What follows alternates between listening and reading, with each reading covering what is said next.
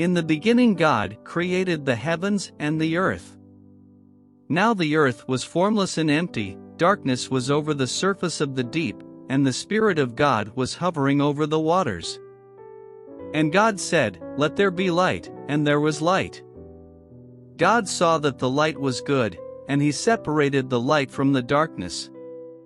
God called the light day, and the darkness he called night. And there was evening, and there was morning the first day. And God said, "Let there be an expanse between the waters to separate water from water." So God made the expanse and separated the water under the expanse from the water above it. And it was so. God called the expanse sky. And there was evening, and there was morning the second day. And God said, "Let the water under the sky be gathered to one place, and let dry ground appear." And it was so. God called the dry ground land, and the gathered waters he called seas. And God saw that it was good. Then God said, "Let the land produce vegetation, seed-bearing plants and trees on the land that bear fruit with seed in it, according to their various kinds." And it was so. The land produced vegetation, plants bearing seed according to their kinds, and trees bearing fruit with seed in it according to their kinds. And God saw that it was good. And there was evening, and there was morning the third day. And God said, "Let there be lights in the expanse of the sky to separate the day from the night, and let them serve as signs to mark seasons and days and years. And let them be lights in the expanse of the sky to give light on the earth." And it was so. God made two great lights, the greater light to govern the day and the lesser light to govern the night. He also made the stars. God set them in the expanse of the sky to give light on the earth, to govern the day and the night, and to separate light from darkness. And God saw that it was good. And there was evening, and there was morning the fourth day. And God said, "Let the water teem with living creatures, and let birds fly above the earth across the expanse of the sky." So God created the great creatures of the sea and every living and moving thing with which the water teems, according to their kinds, and every winged bird according to its kind. And God saw that it was good. God blessed them and said, "Be fruitful and increase in number, and fill the water in the seas, and let the birds increase on the earth." And there was evening, and there was morning the fifth day. And God said, "Let the land produce living creatures according to their kinds, livestock, creatures that move along the ground, and wild animals, each according to its kind." And it was so. God made the wild animals according to their kinds, the livestock according to their kinds, and all the creatures that move along the ground according to their kinds. And God saw that it was good. Then God said, "Let us make man in our image, in our likeness, and let them rule over the fish of the sea and the birds of the air, over the livestock, over all the earth, and over all the creatures that move along the ground." So God created man in his own image, in the image of God he created him, male and female he created them. God blessed them and said to them, "Be fruitful and increase in number, fill the earth and subdue it. Rule over the fish of the sea and the birds of the air and over every living creature that moves on the ground." Then God said, "I give you every seed-bearing plant on the face of the whole earth and every tree that has fruit with seed in it. They will be yours for food. And to all the beasts of the earth and all the birds of the air and all the creatures that move on the ground, everything that has the breath of life in it, I give every green plant for food." And it was so. God saw all that he had made, and it was very good. And there was evening, and there was morning the sixth day. Thus the heavens and the earth were completed in all their vast array. By the seventh day God had finished the work he had been doing, so on the seventh day he rested from all his work. And God blessed the seventh day and made it holy, because on it he rested from all the work of creating that he had done. This is the account of the heavens and the earth when they were created. when the Lord God made the earth and the heavens. And no shrub of the field had yet appeared on the earth, and no plant of the field had yet sprung up, for the Lord God had not sent rain on the earth, and there was no man to work the ground. But streams came up from the earth and watered the whole surface of the ground. The Lord God formed the man from the dust of the ground and breathed into his nostrils the breath of life, and the man became a living being. Now the Lord God had planted a garden in the east, in Eden, and there he put the man he had formed. And the Lord God made all kinds of trees grow out of the ground, trees that were pleasing to the eye and good for food. In the middle of the garden were the tree of life and the tree of the knowledge of good and evil. A river watering the garden flowed from Eden, from there it was separated into 4 headwaters. The name of the first is the Pishon. It winds through the entire land of Havilah, where there is gold. The gold of that land is good, aromatic resin and onyx are also there. The name of the second river is the Gihon. It winds through the entire land of Cush. The name of the third river is the Tigris. It runs along the east side of Ashur. And the fourth river is the Euphrates. The Lord God took the man and put him in the Garden of Eden to work it and take care of it. And the Lord God commanded the man, "You are free to eat from any tree in the garden. But you must not eat from the tree of the knowledge of good and evil, for when you eat of it you will surely die." The Lord God said, "It is not good for the man to be alone. I will make a helper suitable for him." Now the Lord God had formed out of the ground all the beasts of the field and all the birds of the air. He brought them to the man to see what he would name them, and whatever the man called each living creature, that was its name. So the man gave names to all the livestock, the birds of the air and all the beasts of the field. But for Adam no suitable helper was found. So the Lord God caused the man to fall into a deep sleep, and while he was sleeping, he took one of the man's ribs and closed up the place with flesh. Then the Lord God made a woman from the rib he had taken out of the man, and he brought her to the man. The man said, "This is now bone of my bones and flesh of my flesh. She shall be called woman, for she was taken out of man." For this reason a man will leave his father and mother and be united to his wife, and they will become one flesh. The man and his wife were both naked, and they felt no shame. Now the serpent was more crafty than any of the wild animals the Lord God had made. He said to the woman, "Did God really say, 'You must not eat from any tree in the garden'?" The woman said to the serpent, "We may eat fruit from the trees in the garden. But God did say, 'You must not eat fruit from the tree that is in the middle of the garden, and you must not touch it, or you will die.'" "You will not surely die," the serpent said to the woman. "For God knows that when you eat of it your eyes will be opened, and you will be like God, knowing good and evil." When the woman saw that the fruit of the tree was good for food and pleasing to the eye, and also desirable for gaining wisdom, she took some and ate it. She also gave some to her husband, who was with her, and he ate it. Then the eyes of both of them were opened, and they realized they were naked, so they sewed fig leaves together and made coverings for themselves. Then the man and his wife heard the sound of the Lord God as he was walking in the garden in the cool of the day, and they hid from the Lord God among the trees of the garden. But the Lord God called to the man, "Where are you?" He answered, "I heard you in the garden, and I was afraid because I was naked, so I hid." And he said, "Who told you that you were naked? Have you eaten from the tree that I commanded you not to eat from?" The man said, "The woman you put here with me, she gave me some fruit from the tree, and I ate it." Then the Lord God said to the woman, "What is this you have done?" The woman said, "The serpent deceived me, and I ate." So the Lord God said to the serpent, "Because you have done this, cursed are you above all the livestock and all the wild animals. You will crawl on your belly and you will eat dust all the days of your life.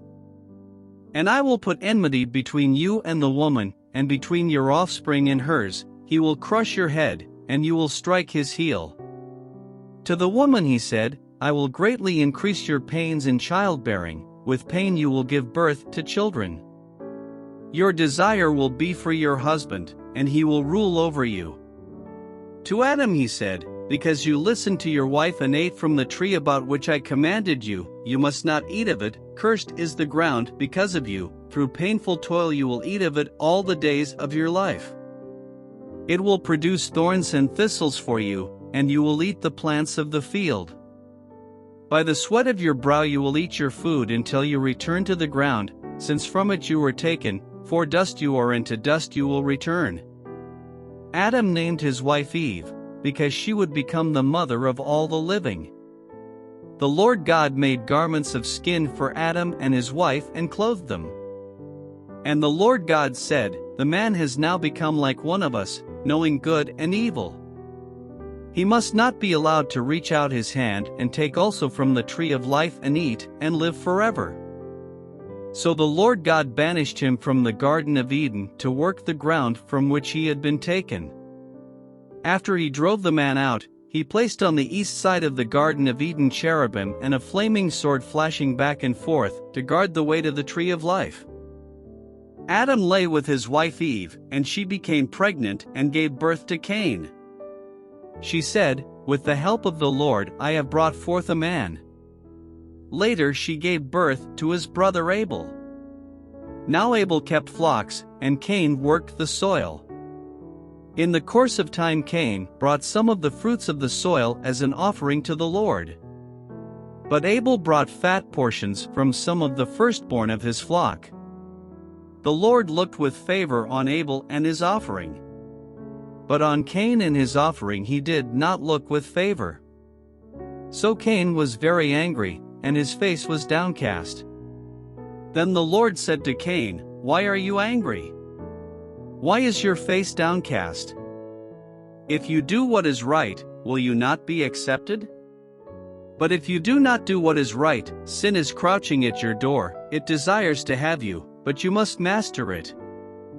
Now Cain said to his brother Abel, let's go out to the field. And while they were in the field, Cain attacked his brother Abel and killed him. Then the Lord said to Cain, where is your brother Abel? I don't know, he replied. Am I my brother's keeper? The Lord said, what have you done? Listen. Your brother's blood cries out to me from the ground. Now you are under a curse and driven from the ground, which opened its mouth to receive your brother's blood from your hand. When you work the ground, it will no longer yield its crops for you. You will be a restless wanderer on the earth. Cain said to the Lord, my punishment is more than I can bear. Today you are driving me from the land, and I will be hidden from your presence. I will be a restless wanderer on the earth, and whoever finds me will kill me. But the Lord said to him, not so, if anyone kills Cain, he will suffer vengeance 7 times over. Then the Lord put a mark on Cain so that no one who found him would kill him. So Cain went out from the Lord's presence and lived in the land of Nod, east of Eden. Cain lay with his wife, and she became pregnant and gave birth to Enoch. Cain was then building a city, and he named it after his son Enoch. To Enoch was born Irad, and Irad was the father of Mehujael, and Mehujael was the father of Methuselah, and Methuselah was the father of Lamech. Lamech married 2 women, one named Adah and the other Zillah. Adah gave birth to Jabal. He was the father of those who live in tents and raise livestock. His brother's name was Jubal. He was the father of all who play the harp and flute. Zillah also had a son, Tubal-Cain, who forged all kinds of tools out of bronze and iron. Tubal-Cain's sister was Naamah. Lamech said to his wives, Adah and Zillah, listen to me, wives of Lamech, hear my words. I have killed a man for wounding me, a young man for injuring me. If Cain is avenged 7 times, then Lamech 77 times. Adam lay with his wife again, and she gave birth to a son and named him Seth, saying, God has granted me another child in place of Abel, since Cain killed him. Seth also had a son, and he named him Enosh. At that time men began to call on the name of the Lord. This is the written account of Adam's line. When God created man, he made him in the likeness of God. He created them male and female and blessed them. And when they were created, he called them man. When Adam had lived 130 years, he had a son in his own likeness, in his own image, and he named him Seth. After Seth was born, Adam lived 800 years and had other sons and daughters. Altogether, Adam lived 930 years, and then he died. When Seth had lived 105 years, he became the father of Enosh. And after he became the father of Enosh, Seth lived 807 years and had other sons and daughters.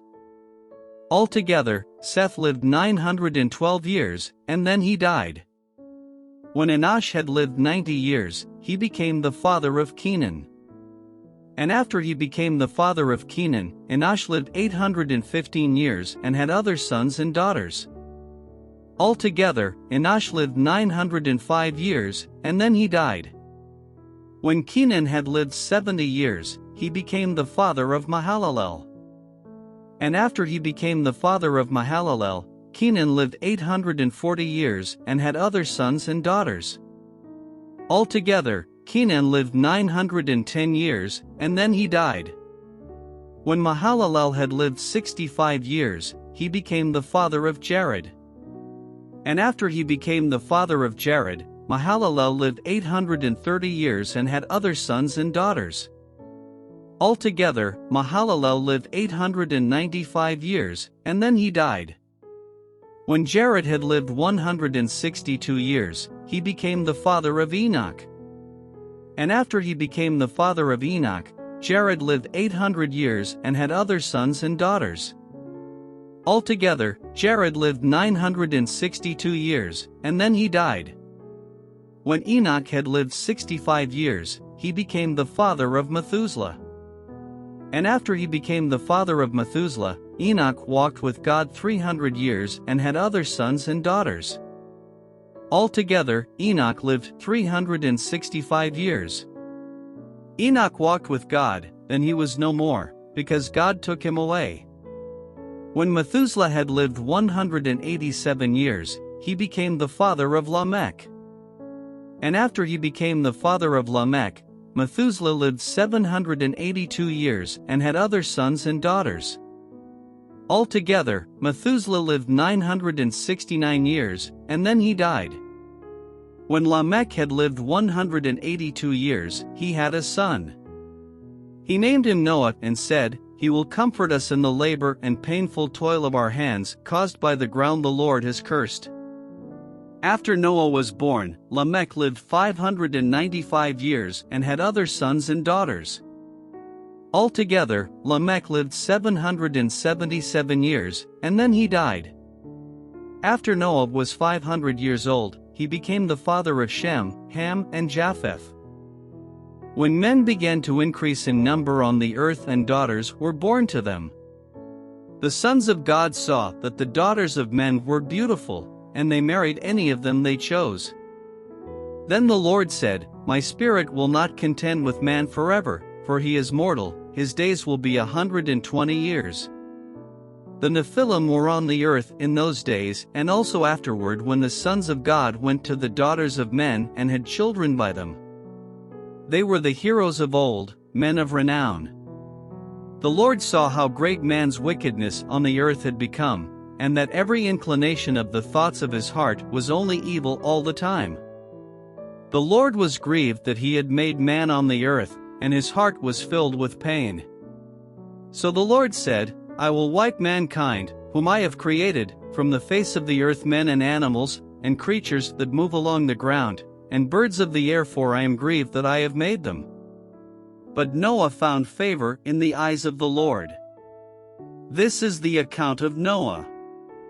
Noah was a righteous man, blameless among the people of his time, and he walked with God. Noah had 3 sons, Shem, Ham, and Japheth. Now the earth was corrupt in God's sight and was full of violence.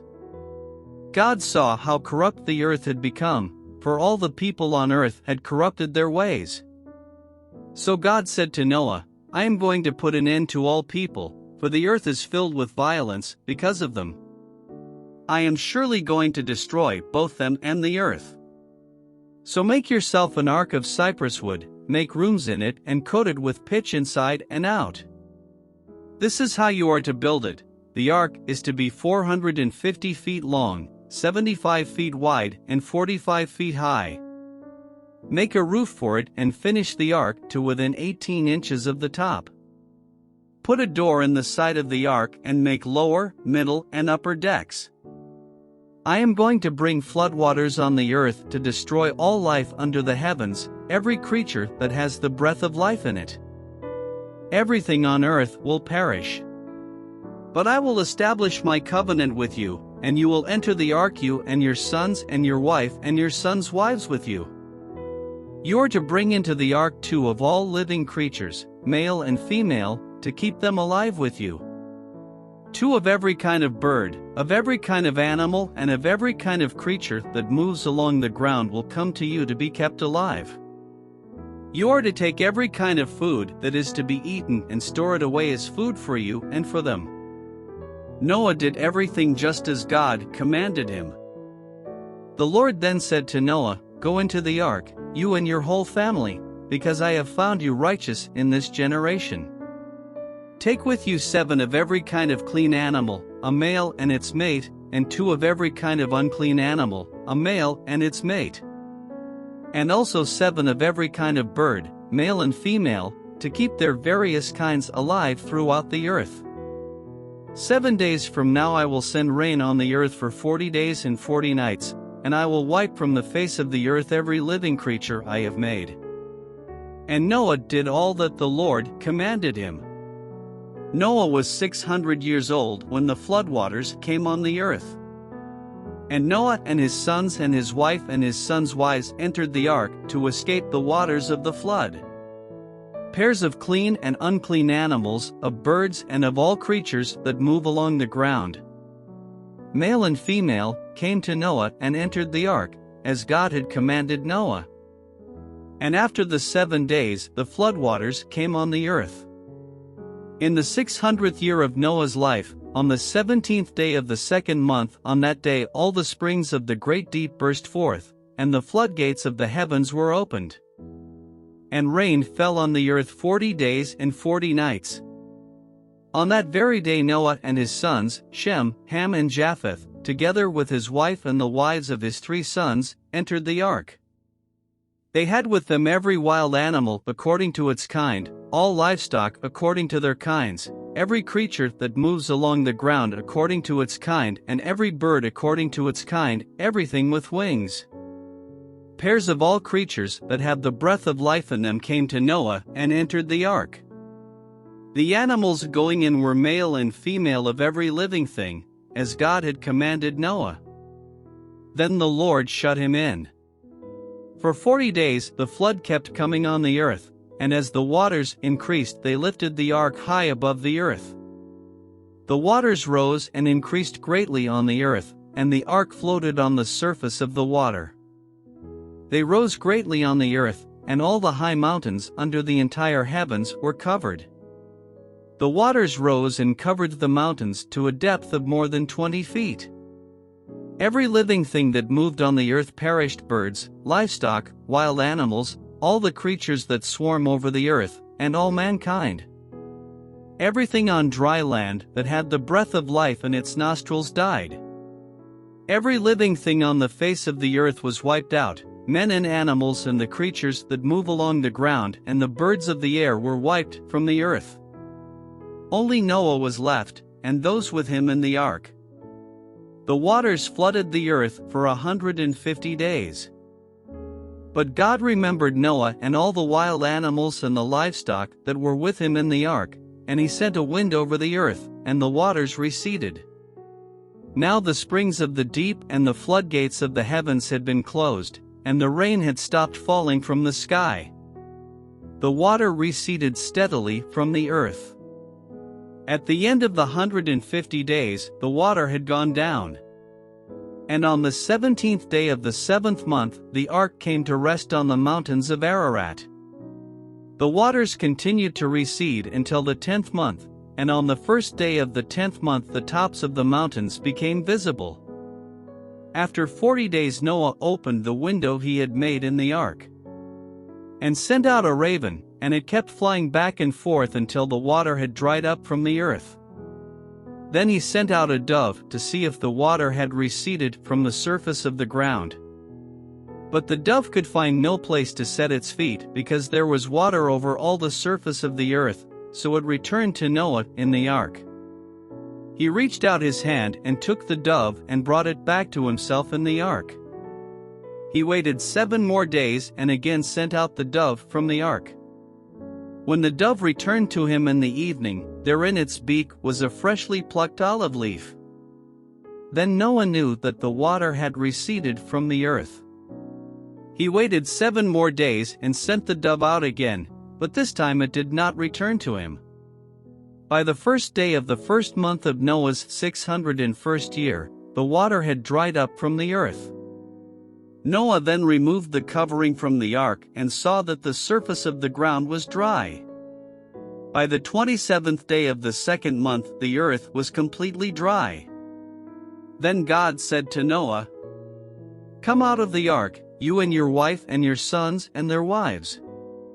Bring out every kind of living creature that is with you, the birds, the animals, and all the creatures that move along the ground, so they can multiply on the earth and be fruitful and increase in number upon it." So Noah came out, together with his sons and his wife and his sons' wives. All the animals and all the creatures that move along the ground and all the birds, everything that moves on the earth, came out of the ark, one kind after another. Then Noah built an altar to the Lord and, taking some of all the clean animals and clean birds, he sacrificed burnt offerings on it. The Lord smelled the pleasing aroma and said in his heart, "Never again will I curse the ground because of man, even though every inclination of his heart is evil from childhood. And never again will I destroy all living creatures, as I have done. As long as the earth endures, seedtime and harvest, cold and heat, summer and winter, day and night will never cease." Then God blessed Noah and his sons, saying to them, "Be fruitful and increase in number and fill the earth. The fear and dread of you will fall upon all the beasts of the earth and all the birds of the air, upon every creature that moves along the ground, and upon all the fish of the sea. They are given into your hands. Everything that lives and moves will be food for you. Just as I gave you the green plants, I now give you everything. But you must not eat meat that has its lifeblood still in it. And for your lifeblood I will surely demand an accounting. I will demand an accounting from every animal. And from each man, too, I will demand an accounting for the life of his fellow man. Whoever sheds the blood of man, by man shall his blood be shed, for in the image of God has God made man. As for you, be fruitful and increase in number, multiply on the earth and increase upon it." Then God said to Noah and to his sons with him, "I now establish my covenant with you and with your descendants after you, and with every living creature that was with you, the birds, the livestock and all the wild animals, all those that came out of the ark with you, every living creature on earth. I establish my covenant with you. Never again will all life be cut off by the waters of a flood, never again will there be a flood to destroy the earth."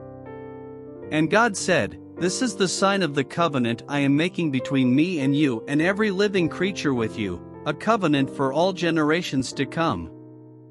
I have set my rainbow in the clouds, and it will be the sign of the covenant between me and the earth.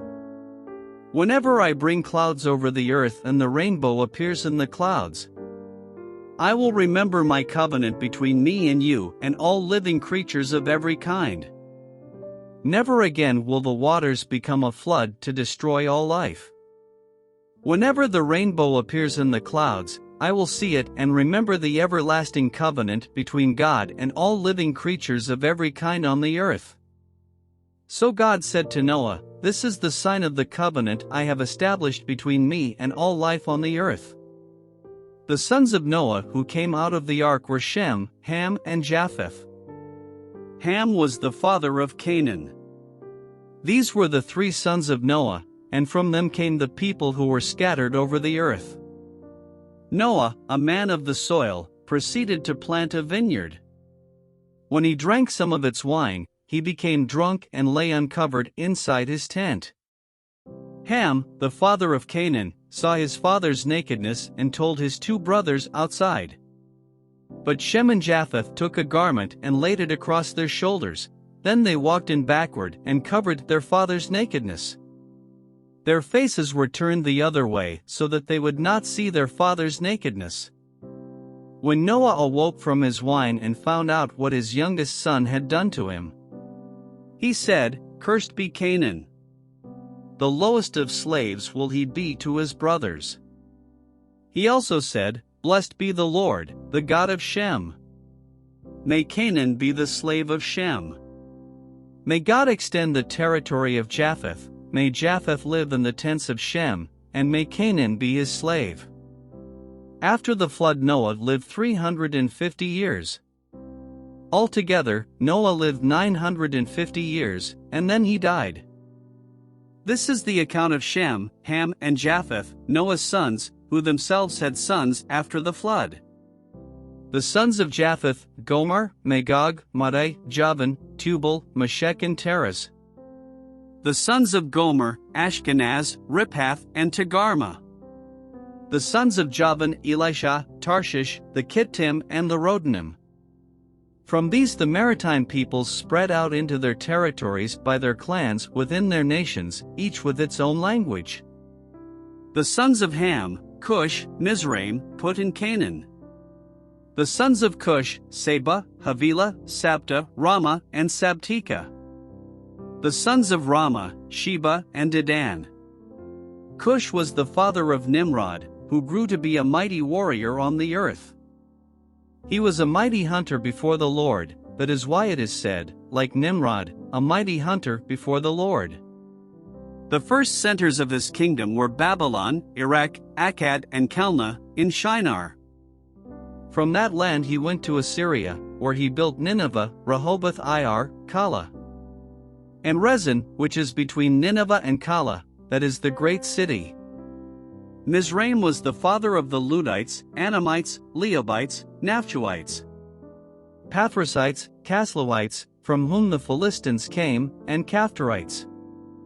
Canaan was the father of Sidon his firstborn, and of the Hittites, Jebusites, Amorites, Girgashites, Hivites, Archites, Sinites, Arvadites, Zemarites, and Hamathites. Later the Canaanite clans scattered. And the borders of Canaan reached from Sidon toward Gerar as far as Gaza, and then toward Sodom, Gomorrah, Admah, and Zeboim, as far as Lasha. These are the sons of Ham by their clans and languages, in their territories and nations. Sons were also born to Shem, whose older brother was Japheth. Shem was the ancestor of all the sons of Eber. The sons of Shem, Elam, Ashur, Arphaxad, Lud, and Aram. The sons of Aram, Uzi, Hul, Gether, and Meshach. Arphaxad was the father of Shelah, and Shelah the father of Eber. 2 sons were born to Eber, one was named Peleg, because in his time the earth was divided, his brother was named Joktan. Joktan was the father of Almadad, Shalef, Hazarmaveth, Jerah, Hadaram, Uzal, Diklah, Obal, Abimael, Sheba, Ophir, Havilah, and Jobab. All these were sons of Joktan. The region where they lived stretched from Mesha toward Sephar, in the eastern hill country. These are the sons of Shem by their clans and languages, in their territories and nations. These are the clans of Noah's sons, according to their lines of descent, within their nations. From these the nations spread out over the earth after the flood. Now the whole world had one language and a common speech. As men moved eastward, they found a plain in Shinar and settled there. They said to each other, "Come, let's make bricks and bake them thoroughly." They used brick instead of stone, and tar for mortar. Then they said, "Come, let us build ourselves a city, with a tower that reaches to the heavens, so that we may make a name for ourselves and not be scattered over the face of the whole earth." But the Lord came down to see the city and the tower that the men were building. The Lord said, "If as one people speaking the same language they have begun to do this, then nothing they plan to do will be impossible for them. Come, let us go down and confuse their language so they will not understand each other." So the Lord scattered them from there over all the earth, and they stopped building the city. That is why it was called Babel, because there the Lord confused the language of the whole world. From there the Lord scattered them over the face of the whole earth. This is the account of Shem. 2 years after the flood, when Shem was 100 years old, he became the father of Arphaxad. And after he became the father of Arphaxad, Shem lived 500 years and had other sons and daughters. When Arphaxad had lived 35 years, he became the father of Shelah. And after he became the father of Shelah, Arphaxad lived 403 years and had other sons and daughters. When Shelah had lived 30 years, he became the father of Eber. And after he became the father of Eber, Shelah lived 403 years and had other sons and daughters. When Eber had lived 34 years, he became the father of Peleg. And after he became the father of Peleg, Eber lived 430 years and had other sons and daughters. When Peleg had lived 30 years, he became the father of Reu. And after he became the father of Reu, Peleg lived 209 years and had other sons and daughters. When Reu had lived 32 years, he became the father of Serug. And after he became the father of Serug, Reu lived 207 years and had other sons and daughters. When Serug had lived 30 years, he became the father of Nahor. And after he became the father of Nahor, Serug lived 200 years and had other sons and daughters. When Nahor had lived 29 years, he became the father of Terah. And after he became the father of Terah, Nahor lived 119 years and had other sons and daughters. After Terah had lived 70 years, he became the father of Abram, Nahor, and Haran. This is the account of Terah. Terah became the father of Abram, Nahor, and Haran. And Haran became the father of Lot. While his father Terah was still alive, Haran died in Ur of the Chaldeans, in the land of his birth. Abram and Nahor both married. The name of Abram's wife was Sarai, and the name of Nahor's wife was Milcah. She was the daughter of Haran, the father of both Milcah and Iscah. Now Sarai was barren, she had no children. Terah took his son Abram, his grandson Lot son of Haran, and his daughter-in-law Sarai, the wife of his son Abram, and together they set out from Ur of the Chaldeans to go to Canaan. But when they came to Haran, they settled there. Terah lived 205 years, and he died in Haran. The Lord had said to Abram, "Leave your country, your people, and your father's household, and go to the land I will show you. I will make you into a great nation, and I will bless you. I will make your name great, and you will be a blessing. I will bless those who bless you, and whoever curses you I will curse, and all peoples on earth will be blessed through you." So Abram left, as the Lord had told him, and Lot went with him. Abram was 75 years old when he set out from Haran. He took his wife Sarai, his nephew Lot, all the possessions they had accumulated and the people they had acquired in Haran, and they set out for the land of Canaan, and they arrived there. Abram traveled through the land as far as the site of the great tree of Moreh at Shechem. At that time the Canaanites were in the land. The Lord appeared to Abram and said, "To your offspring I will give this land." So he built an altar there to the Lord, who had appeared to him. From there he went on toward the hills east of Bethel and pitched his tent, with Bethel on the west and Ai on the east. There he built an altar to the Lord and called on the name of the Lord. Then Abram set out and continued toward the Negev. Now there was a famine in the land, and Abram went down to Egypt to live there for a while because the famine was severe. As he was about to enter Egypt, he said to his wife Sarai, "I know what a beautiful woman you are. When the Egyptians see you, they will say, 'This is his wife.' Then they will kill me, but will let you live. Say you are my sister, so that I will be treated well for your sake and my life will be spared because of you." When Abram came to Egypt, the Egyptians saw that she was a very beautiful woman. And when Pharaoh's officials saw her, they praised her to Pharaoh, and she was taken into his palace. He treated Abram well for her sake, and Abram acquired sheep and cattle, male and female donkeys, menservants and maidservants, and camels. But the Lord inflicted serious diseases on Pharaoh and his household because of Abram's wife Sarah. So Pharaoh summoned Abram. "What have you done to me?" he said. "Why didn't you tell me she was your wife? Why did you say, 'She is my sister,' so that I took her to be my wife? Now then, here is your wife. Take her and go." Then Pharaoh gave orders about Abram to his men, and they sent him on his way, with his wife and everything he had. So Abram went up from Egypt to the Negev, with his wife and everything he had, and Lot went with him.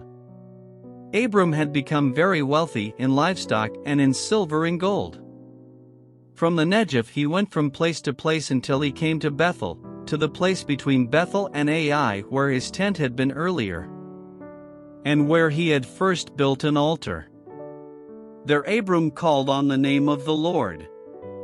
Now Lot, who was moving about with Abram, also had flocks and herds and tents. But the land could not support them while they stayed together, for their possessions were so great that they were not able to stay together. And quarreling arose between Abram's herdsmen and the herdsmen of Lot. The Canaanites and Perizzites were also living in the land at that time. So Abram said to Lot, "Let's not have any quarreling between you and me, or between your herdsmen and mine, for we are brothers.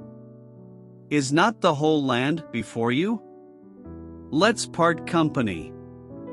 If you go to the left, I'll go to the right, if you go to the right, I'll go to the left." Lot looked up and saw that the whole plain of the Jordan was well watered, like the garden of the Lord, like the land of Egypt, toward Zoar. This was before the Lord destroyed Sodom and Gomorrah. So Lot chose for himself the whole plain of the Jordan and set out toward the east. The two men parted company. Abram lived in the land of Canaan, while Lot lived among the cities of the plain and pitched his tents near Sodom. Now the men of Sodom were wicked and were sinning greatly against the Lord. The Lord said to Abram after Lot had parted from him, "Lift up your eyes from where you are and look north and south, east and west. All the land that you see I will give to you and your offspring forever. I will make your offspring like the dust of the earth, so that if anyone could count the dust, then your offspring could be counted. Go, walk through the length and breadth of the land, for I am giving it to you." So Abram moved his tents and went to live near the great trees of Mamre at Hebron, where he built an altar to the Lord. At this time Amraphel king of Shinar, Arioch king of Elasa, Chedorlaomer king of Elam and Tidal king of Goyim went to war against Bera king of Sodom, Bershah king of Gomorrah, Shernab king of Admah, Shemeber king of Zeboim, and the king of Bela, that is, Zor. All these latter kings joined forces in the valley of Siddim, the Salt Sea. For 12 years they had been subject to Chedorlaomer, but in the 13th year they rebelled. In the 14th year, Chedorlaomer and the kings allied with him went out and defeated the Rephates in Ashtaroth Karnaim, the Zuzites in Ham, the Emites in Shave Kiriathaim, and the Horites in the hill country of Seir, as far as El Paran near the desert. Then they turned back and went to En-Mishpat, that is, Kadesh, and they conquered the whole territory of the Amalekites, as well as the Amorites who were living in Hazazon Tamar. Then the king of Sodom, the king of Gomorrah, the king of Admah, the king of Zeboim and the king of Bela, that is, Zor, marched out and drew up their battle lines in the valley of Siddim. Against Kedorlaomer king of Elam, Tidal king of Goyim, Amraphel king of Shinar and Arioch king of Elasaph were kings against 5. Now the valley of Siddim was full of tar pits, and when the kings of Sodom and Gomorrah fled, some of the men fell into them and the rest fled to the hills. The 4 kings seized all the goods of Sodom and Gomorrah and all their food, then they went away. They also carried off Abram's nephew Lot and his possessions, since he was living in Sodom. One who had escaped came and reported this to Abram the Hebrew. Now Abram was living near the great trees of Mamre the Amorite, a brother of Eshcol and Aner, all of whom were allied with Abram. When Abram heard that his relative had been taken captive, he called out the 318 trained men born in his household and went in pursuit as far as Dan. During the night Abram divided his men to attack them and he routed them, pursuing them as far as Hobah, north of Damascus. He recovered all the goods and brought back his relative Lot and his possessions, together with the women and the other people.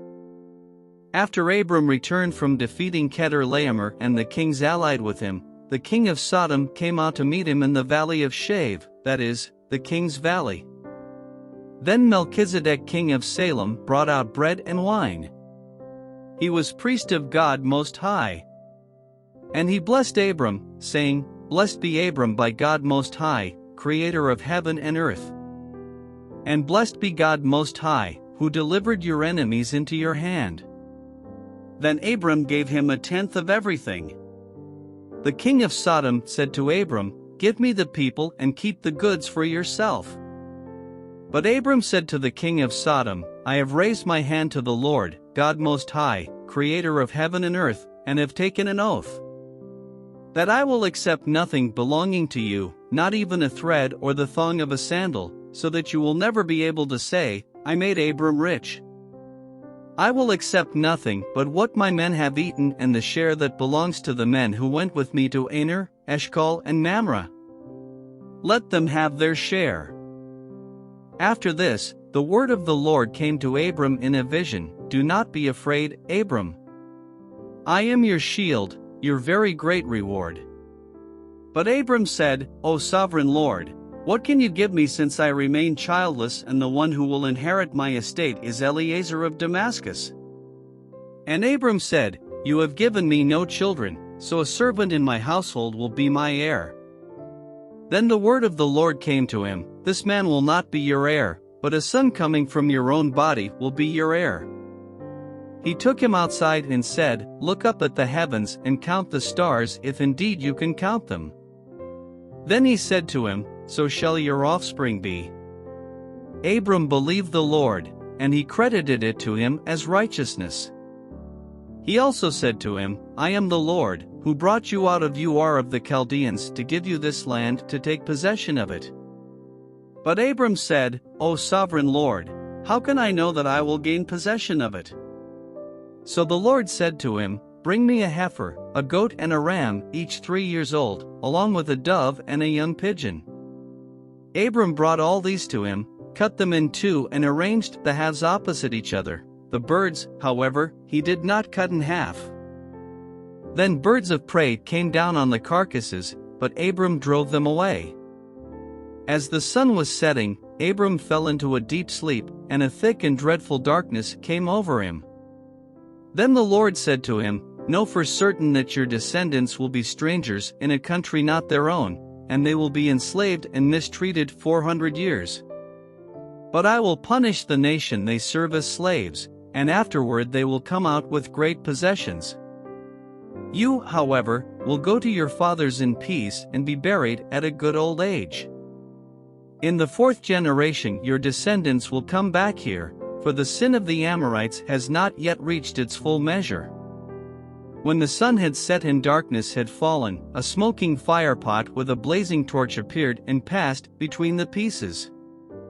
On that day the Lord made a covenant with Abram and said, "To your descendants I give this land, from the river of Egypt to the great river, the Euphrates, the land of the Kenite, Kenizzites, Cadmonites, Hittites, Perizzites, Rephaites, Amorites, Canaanites, Girgashites, and Jebusites." Now Sarai, Abram's wife, had borne him no children. But she had an Egyptian maidservant named Hagar. So she said to Abram, "The Lord has kept me from having children. Go, sleep with my maidservant, perhaps I can build a family through her."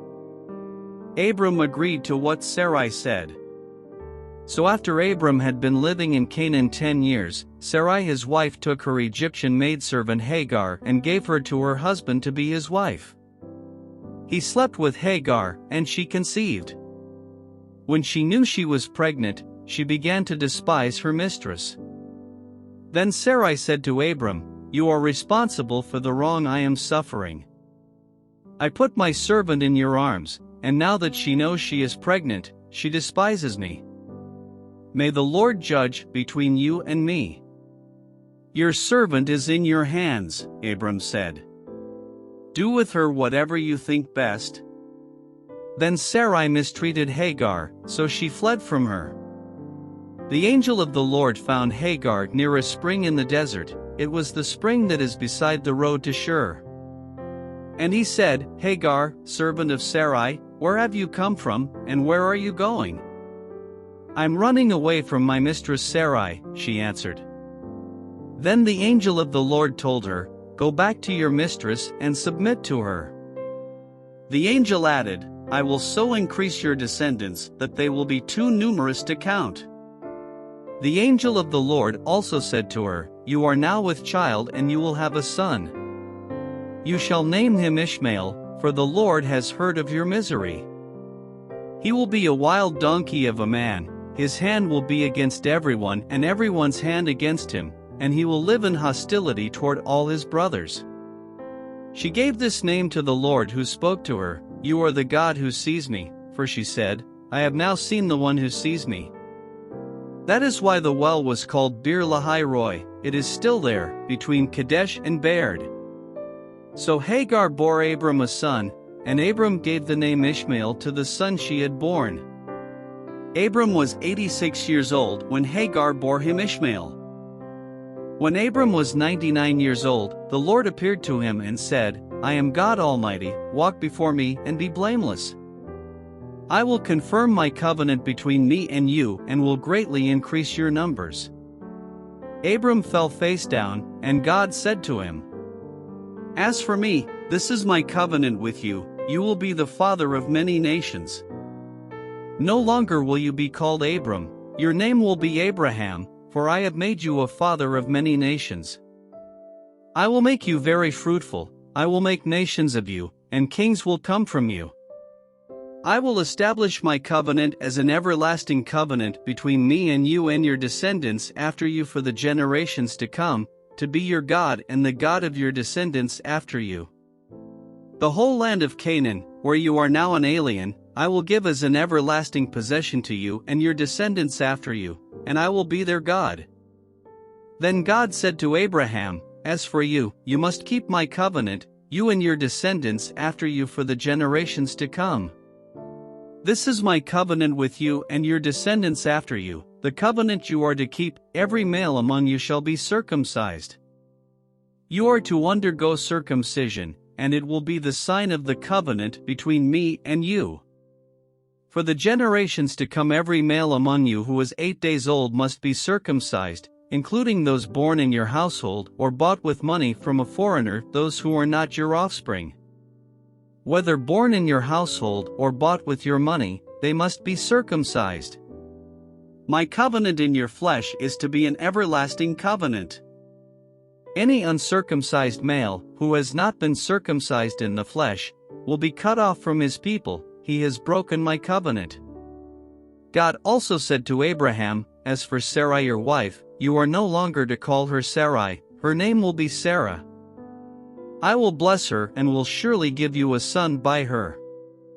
I will bless her so that she will be the mother of nations, kings of peoples will come from her." Abraham fell face down, he laughed and said to himself, "Will a son be born to a man 100 years old? Will Sarah bear a child at the age of 90? And Abraham said to God, "If only Ishmael might live under your blessing." Then God said, "Yes, but your wife Sarah will bear you a son, and you will call him Isaac. I will establish my covenant with him as an everlasting covenant for his descendants after him. And as for Ishmael, I have heard you, I will surely bless him, I will make him fruitful and will greatly increase his numbers. He will be the father of 12 rulers, and I will make him into a great nation. But my covenant I will establish with Isaac, whom Sarah will bear to you by this time next year." When he had finished speaking with Abraham, God went up from him. On that very day Abraham took his son Ishmael and all those born in his household or bought with his money, every male in his household, and circumcised them, as God told him. Abraham was 99 years old when he was circumcised. And his son Ishmael was 13. Abraham and his son Ishmael were both circumcised on that same day. And every male in Abraham's household, including those born in his household or bought from a foreigner, was circumcised with him. The Lord appeared to Abraham near the great trees of Mamre while he was sitting at the entrance to his tent in the heat of the day. Abraham looked up and saw 3 men standing nearby. When he saw them, he hurried from the entrance of his tent to meet them and bowed low to the ground. He said, "If I have found favor in your eyes, my Lord, do not pass your servant by. Let a little water be brought, and then you may all wash your feet and rest under this tree. Let me get you something to eat, so you can be refreshed and then go on your way now that you have come to your servant." "Very well," they answered, "do as you say." So Abraham hurried into the tent to Sarah. "Quick," he said, "get 3 seahs of fine flour and knead it and bake some bread." Then he ran to the herd and selected a choice, tender calf and gave it to a servant, who hurried to prepare it. He then brought some curds and milk and the calf that had been prepared, and set these before them. While they ate, he stood near them under a tree. "Where is your wife Sarah?" they asked him. "There, in the tent," he said. Then the Lord said, "I will surely return to you about this time next year, and Sarah your wife will have a son." Now Sarah was listening at the entrance to the tent, which was behind him.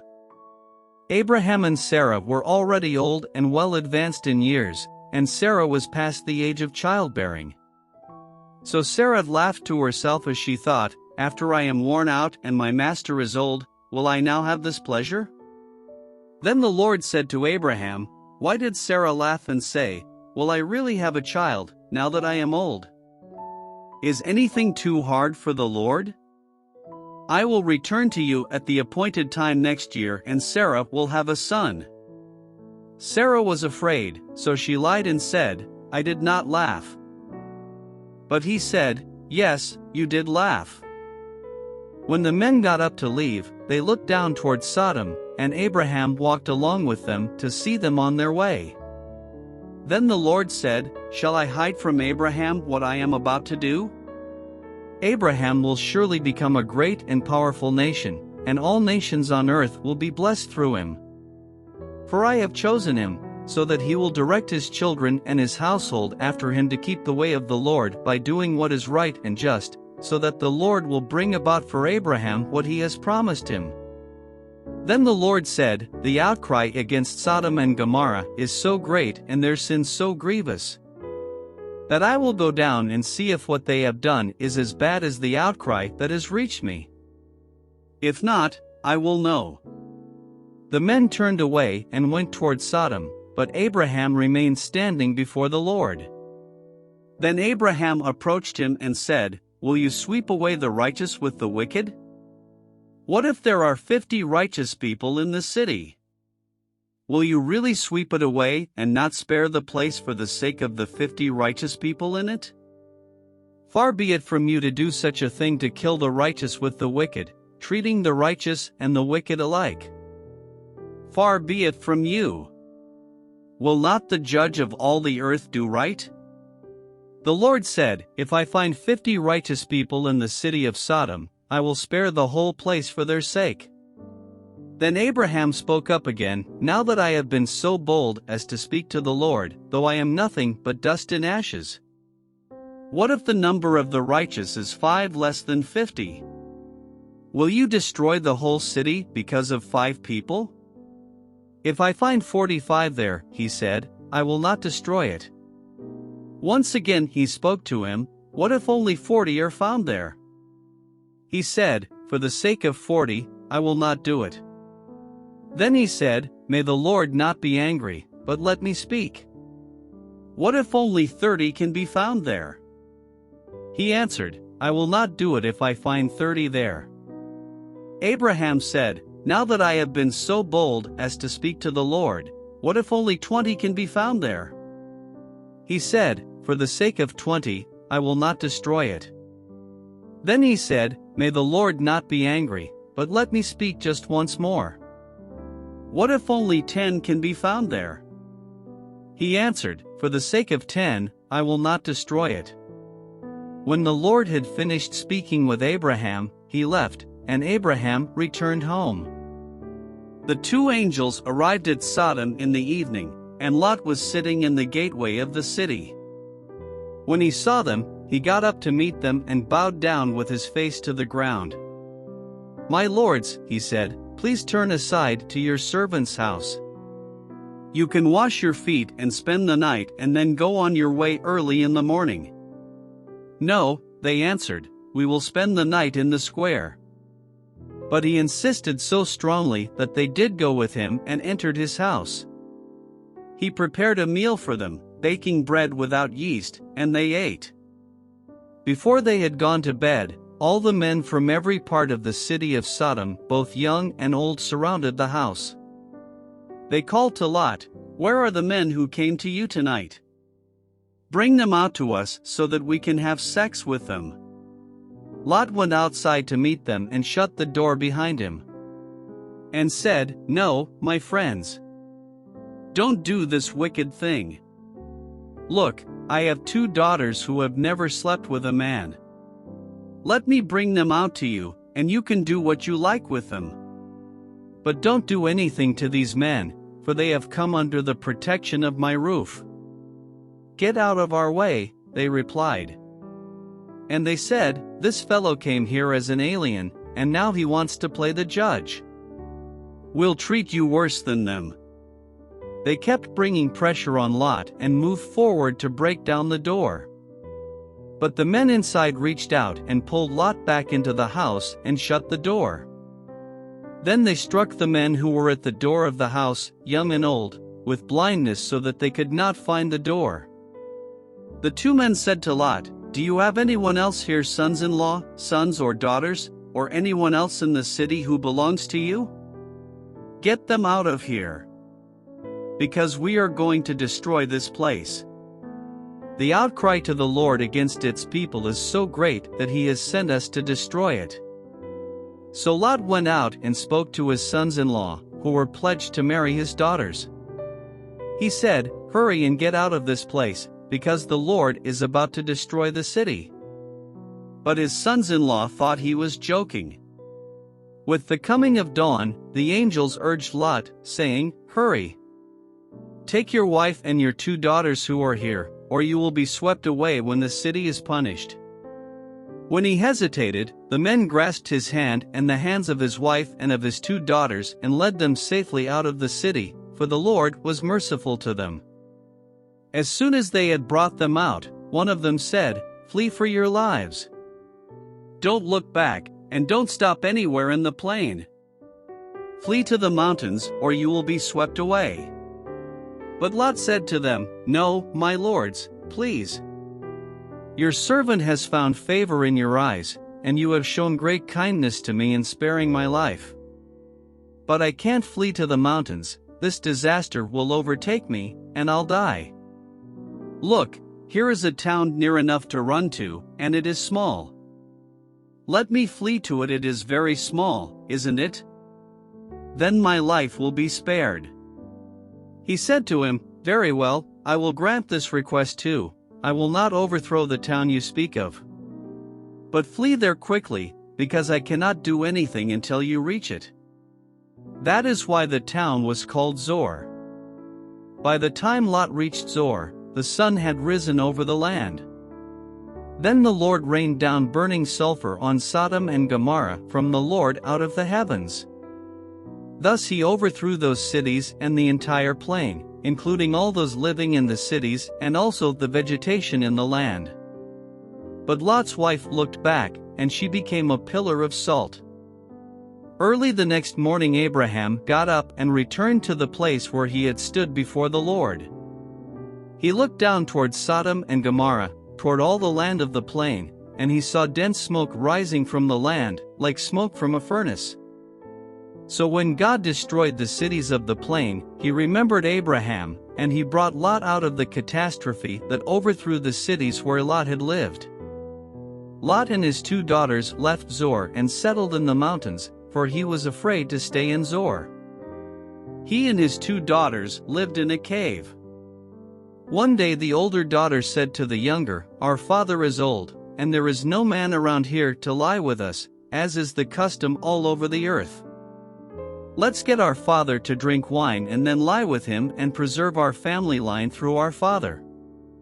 That night they got their father to drink wine, and the older daughter went in and lay with him. He was not aware of it when she lay down or when she got up. The next day the older daughter said to the younger, "Last night I lay with my father. Let's get him to drink wine again tonight, and you go in and lie with him so we can preserve our family line through our father." So they got their father to drink wine that night also, and the younger daughter went and lay with him. Again he was not aware of it when she lay down or when she got up. So both of Lot's daughters became pregnant by their father. The older daughter had a son, and she named him Moab. He is the father of the Moabites of today. The younger daughter also had a son, and she named him Ben-Ammi. He is the father of the Ammonites of today. Now Abraham moved on from there into the region of the Negev and lived between Kadesh and Shur. For a while he stayed in Gerar. And there Abraham said of his wife Sarah, "She is my sister." Then Abimelech king of Gerar sent for Sarah and took her. But God came to Abimelech in a dream one night and said to him, "You are as good as dead because of the woman you have taken. She is a married woman." Now Abimelech had not gone near her, so he said, "Lord, will you destroy an innocent nation? Did he not say to me, 'She is my sister,' and didn't she also say, 'He is my brother'? I have done this with a clear conscience and clean hands." Then God said to him in the dream, "Yes, I know you did this with a clear conscience, and so I have kept you from sinning against me. That is why I did not let you touch her. Now return the man's wife, for he is a prophet, and he will pray for you and you will live. But if you do not return her, you may be sure that you and all yours will die." Early the next morning Abimelech summoned all his officials, and when he told them all that had happened, they were very much afraid. Then Abimelech called Abraham in and said, "What have you done to us? How have I wronged you that you have brought such great guilt upon me and my kingdom? You have done things to me that should not be done." And Abimelech asked Abraham, "What was your reason for doing this?" Abraham replied, "I said to myself, there is surely no fear of God in this place, and they will kill me because of my wife. Besides, she really is my sister, the daughter of my father though not of my mother, and she became my wife. And when God had me wander from my father's household, I said to her, 'This is how you can show your love to me everywhere we go, say of me, he is my brother.'" Then Abimelech brought sheep and cattle and male and female slaves and gave them to Abraham, and he returned Sarah his wife to him. And Abimelech said, "My land is before you, live wherever you like." To Sarah he said, "I am giving your brother 1,000 shekels of silver. This is to cover the offense against you before all who are with you, you are completely vindicated." Then Abraham prayed to God, and God healed Abimelech, his wife and his slave girls so they could have children again. For the Lord had closed up every womb in Abimelech's household because of Abraham's wife Sarah. Now the Lord was gracious to Sarah as he had said, and the Lord did for Sarah what he had promised. Sarah became pregnant and bore a son to Abraham in his old age, at the very time God had promised him. Abraham gave the name Isaac to the son Sarah bore him. When his son Isaac was 8 days old, Abraham circumcised him, as God commanded him. Abraham was 100 years old when his son Isaac was born to him. Sarah said, "God has brought me laughter, and everyone who hears about this will laugh with me." And she added, "Who would have said to Abraham that Sarah would nurse children? Yet I have borne him a son in his old age." The child grew and was weaned, and on the day Isaac was weaned Abraham held a great feast. But Sarah saw that the son whom Hagar the Egyptian had borne to Abraham was mocking. And she said to Abraham, "Get rid of that slave woman and her son, for that slave woman's son will never share in the inheritance with my son Isaac." The matter distressed Abraham greatly because it concerned his son. But God said to him, "Do not be so distressed about the boy and your maidservant. Listen to whatever Sarah tells you, because it is through Isaac that your offspring will be reckoned. I will make the son of the maidservant into a nation also, because he is your offspring." Early the next morning Abraham took some food and a skin of water and gave them to Hagar. He set them on her shoulders and then sent her off with the boy. She went on her way and wandered in the desert of Beersheba. When the water in the skin was gone, she put the boy under one of the bushes. Then she went off and sat down nearby, about a bowshot away, for she thought, "I cannot watch the boy die." And as she sat there nearby, she began to sob. God heard the boy crying, and the angel of God called to Hagar from heaven and said to her, "What is the matter, Hagar? Do not be afraid, God has heard the boy crying as he lies there. Lift the boy up and take him by the hand, for I will make him into a great nation." Then God opened her eyes and she saw a well of water. So she went and filled the skin with water and gave the boy a drink. God was with the boy as he grew up. He lived in the desert and became an archer. While he was living in the desert of Paran, his mother got a wife for him from Egypt. At that time Abimelech and Phicol the commander of his forces said to Abraham, "God is with you in everything you do. Now swear to me here before God that you will not deal falsely with me or my children or my descendants. Show to me in the country where you are living as an alien the same kindness I have shown to you." Abraham said, "I swear it." Then Abraham complained to Abimelech about a well of water that Abimelech's servants had seized. But Abimelech said, "I don't know who has done this. You did not tell me, and I heard about it only today." So Abraham brought sheep and cattle and gave them to Abimelech, and the two men made a treaty. Abraham set apart 7 ewe lambs from the flock. And Abimelech asked Abraham, "What is the meaning of these 7 ewe lambs you have set apart by themselves?" He replied, "Accept these 7 lambs from my hand as a witness that I dug this well." So that place was called Beersheba, because the two men swore an oath there. After the treaty had been made at Beersheba, Abimelech and Phicol the commander of his forces returned to the land of the Philistines. Abraham planted a tamarisk tree in Beersheba, and there he called upon the name of the Lord, the eternal God. And Abraham stayed in the land of the Philistines for a long time. Some time later God tested Abraham. He said to him, "Abraham." "Here I am," he replied. Then God said, "Take your son, your only son, Isaac, whom you love, and go to the region of Moriah. Sacrifice him there as a burnt offering on one of the mountains I will tell you about." Early the next morning Abraham got up and saddled his donkey. He took with him 2 of his servants and his son Isaac. When he had cut enough wood for the burnt offering, he set out for the place God had told him about. On the 3rd day Abraham looked up and saw the place in the distance. He said to his servants, "Stay here with the donkey while I and the boy go over there. We will worship and then we will come back to you." Abraham took the wood for the burnt offering and placed it on his son Isaac, and he himself carried the fire and the knife. As the 2 of them went on together, Isaac spoke up and said to his father Abraham, "Father?" "Yes, my son?" Abraham replied. "The fire and wood are here," Isaac said, "but where is the lamb for the burnt offering?"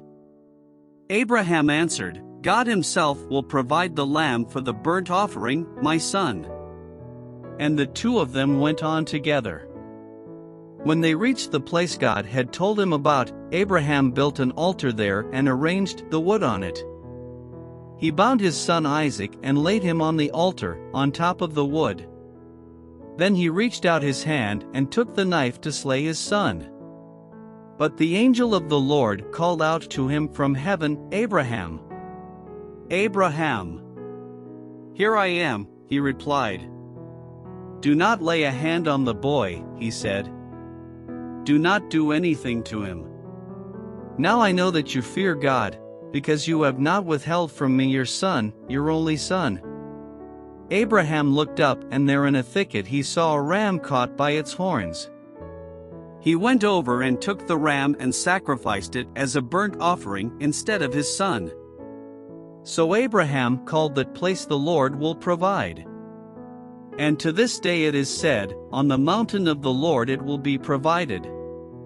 The angel of the Lord called to Abraham from heaven a second time, and said, "I swear by myself, declares the Lord, that because you have done this and have not withheld your son, your only son, I will surely bless you and make your descendants as numerous as the stars in the sky and as the sand on the seashore. Your descendants will take possession of the cities of their enemies. And through your offspring all nations on earth will be blessed, because you have obeyed me." Then Abraham returned to his servants, and they set off together for Beersheba. And Abraham stayed in Beersheba. Some time later Abraham was told, "Milcah is also a mother, she has borne sons to your brother Nahor. Uzi the firstborn, Buz his brother, Kemuel, the father of Aram, Kest, Hazo, Pildash, Jidlaph and Bethuel. Bethuel became the father of Rebekah. Milcah bore these 8 sons to Abraham's brother Nahor. His concubine, whose name was Reumah, also had sons, Tebah, Gaham, Tahash and Maacah. Sarah lived to be 127 years old. She died at Kiriath Arba, that is, Hebron, in the land of Canaan, and Abraham went to mourn for Sarah and to weep over her. Then Abraham rose from beside his dead wife and spoke to the Hittites. He said, "I am an alien and a stranger among you. Sell me some property for a burial site here so I can bury my dead." The Hittites replied to Abraham, "Sir, listen to us. You are a mighty prince among us. Bury your dead in the choicest of our tombs. None of us will refuse you his tomb for burying your dead." Then Abraham rose and bowed down before the people of the land, the Hittites. He said to them, "If you are willing to let me bury my dead, then listen to me and intercede with Ephron son of Zohar on my behalf. So he will sell me the cave of Machpelah, which belongs to him and is at the end of his field.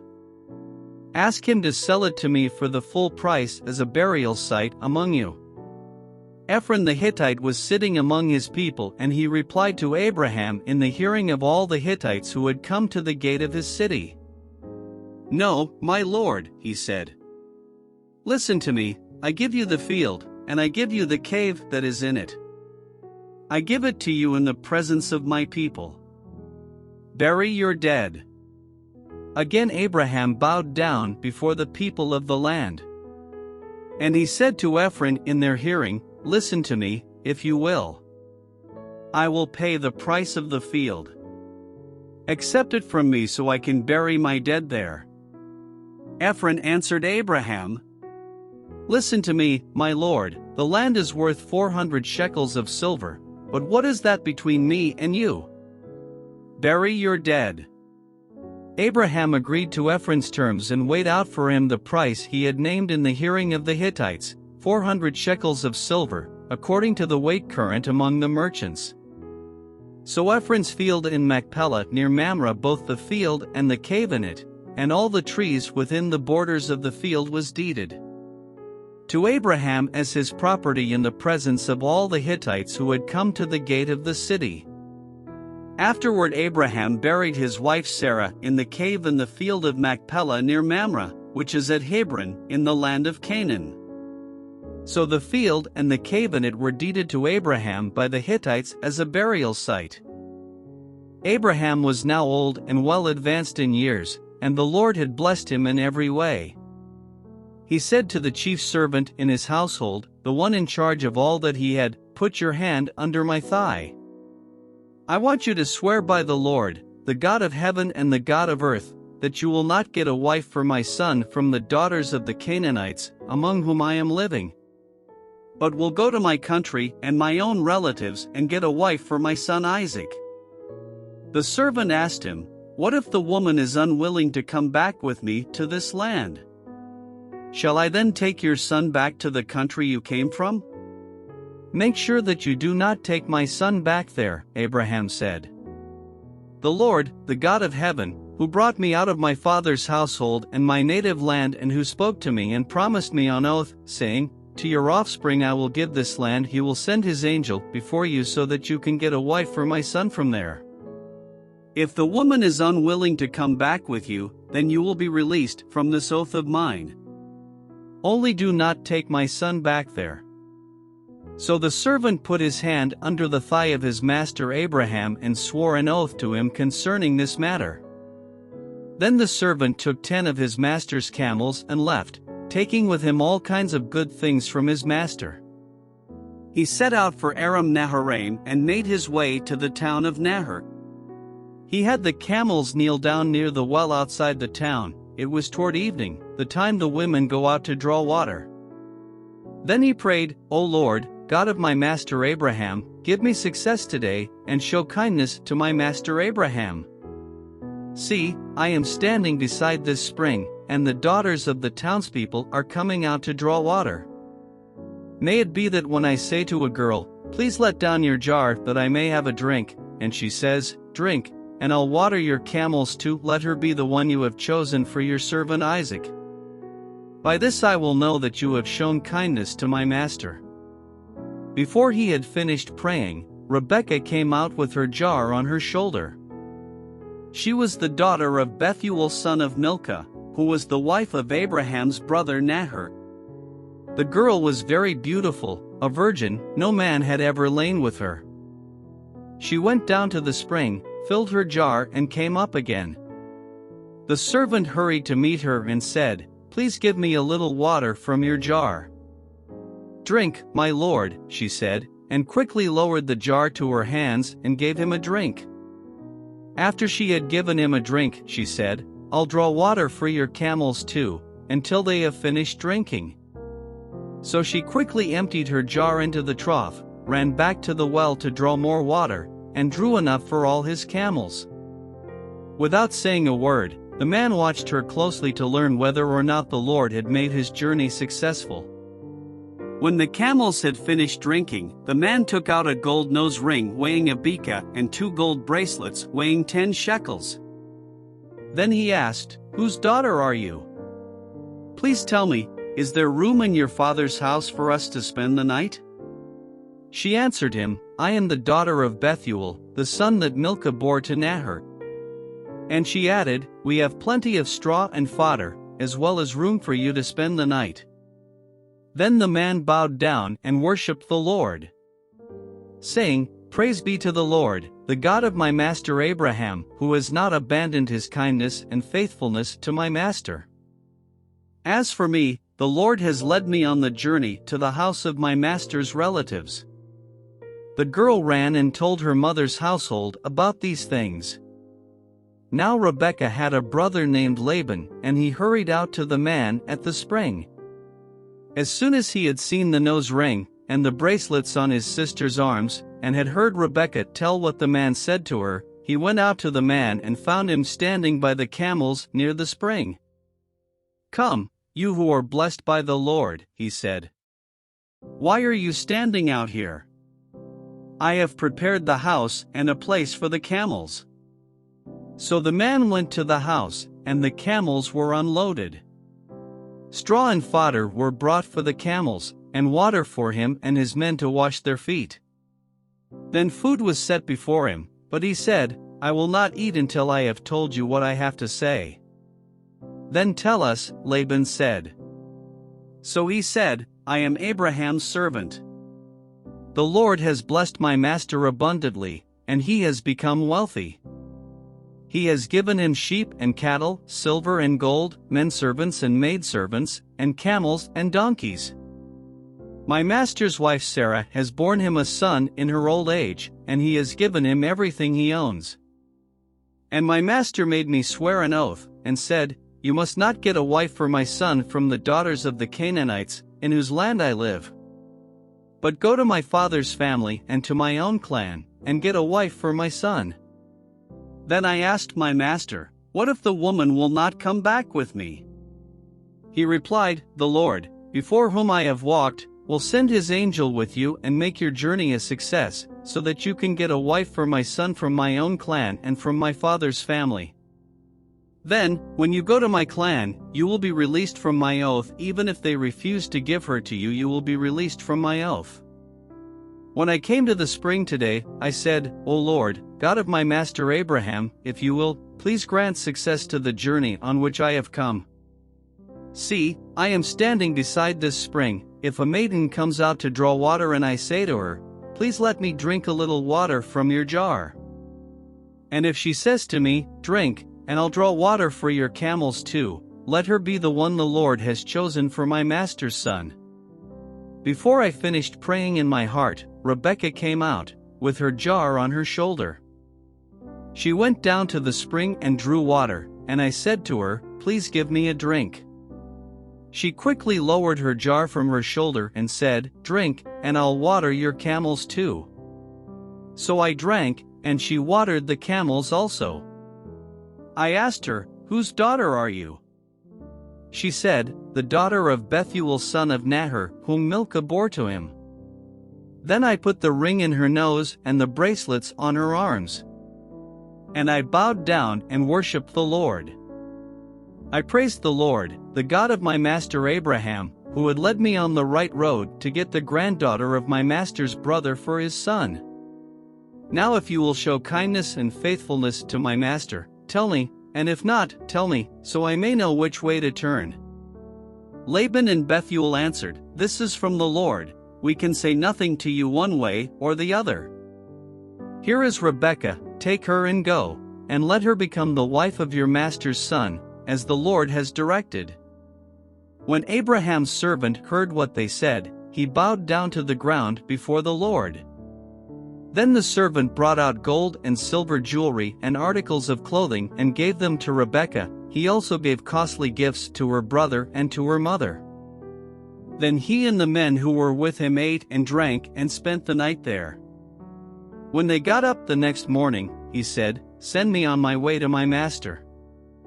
But her brother and her mother replied, Let the girl remain with us 10 days or so, then you may go. But he said to them, Do not detain me, now that the Lord has granted success to my journey. Send me on my way so I may go to my master. Then they said, Let's call the girl and ask her about it. So they called Rebekah and asked her, "Will you go with this man?" "I will go," she said. So they sent their sister Rebekah on her way, along with her nurse and Abraham's servant and his men. And they blessed Rebekah and said to her, "Our sister, may you increase to thousands upon thousands, may your offspring possess the gates of their enemies." Then Rebekah and her maids got ready and mounted their camels and went back with the man.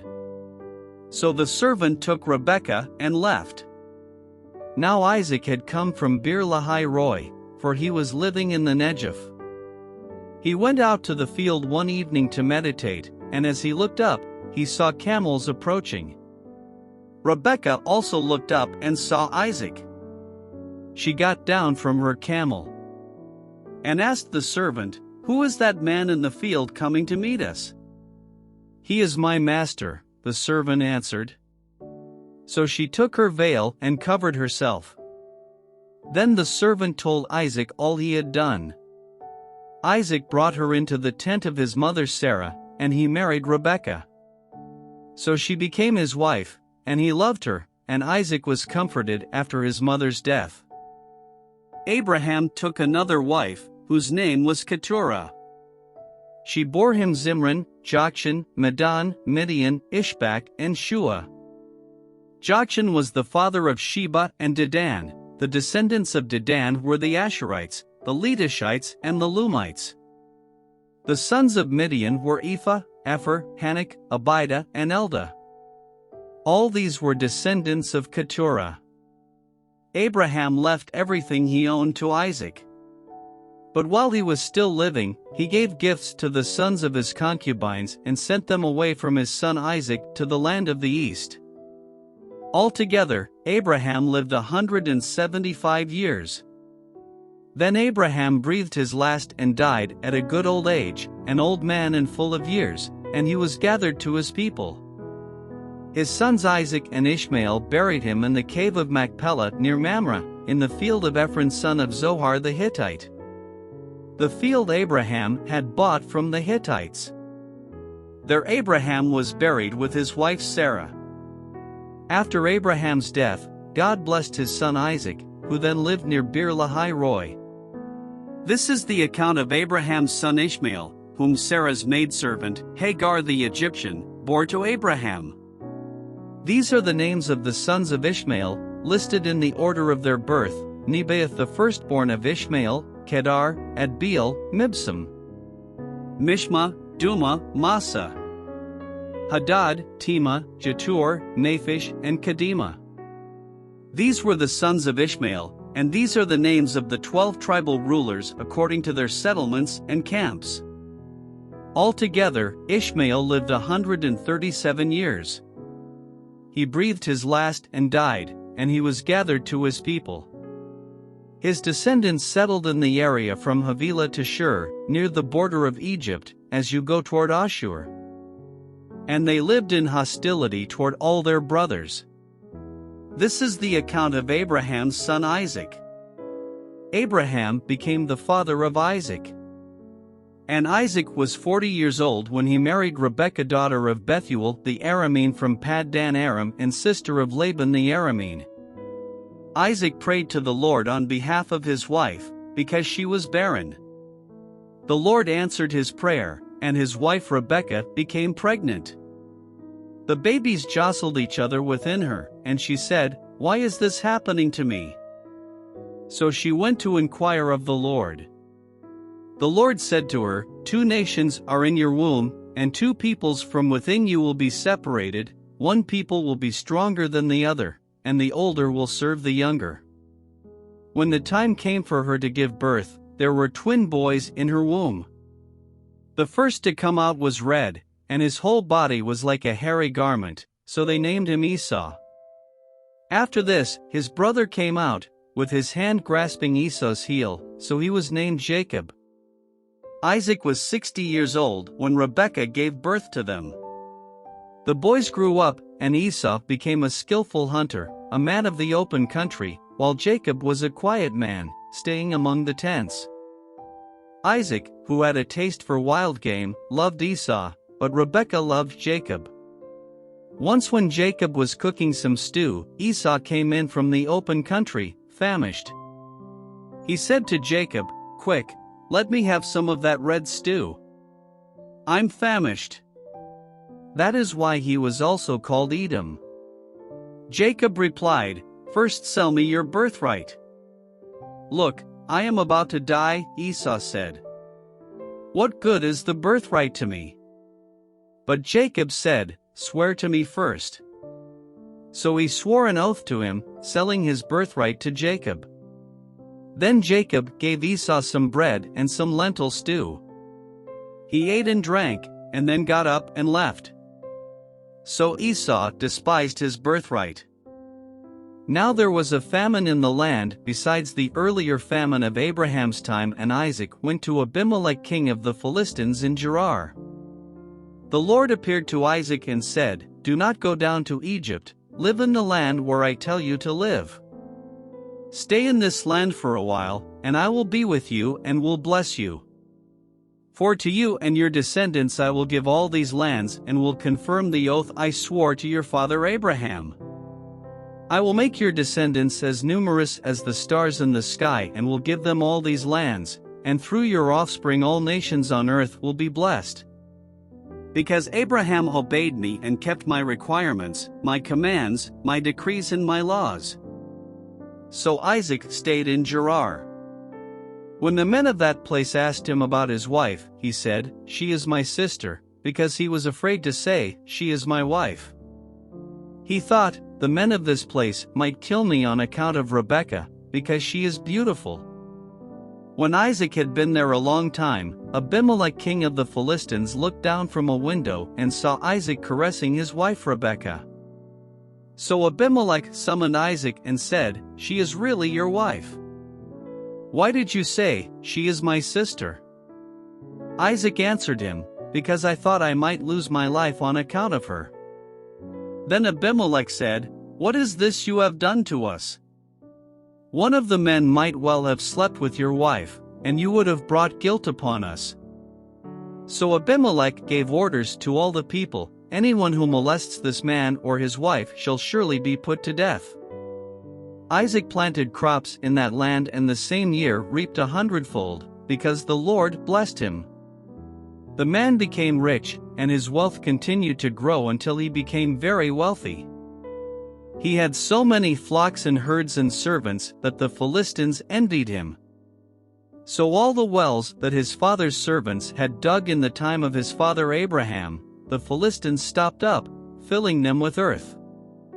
Then Abimelech said to Isaac, "Move away from us, you have become too powerful for us."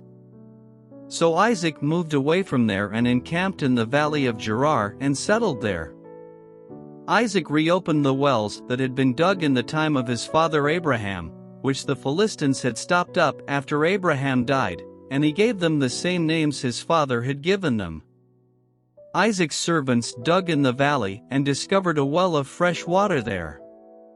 But the herdsmen of Gerar quarreled with Isaac's herdsmen and said, "The water is ours."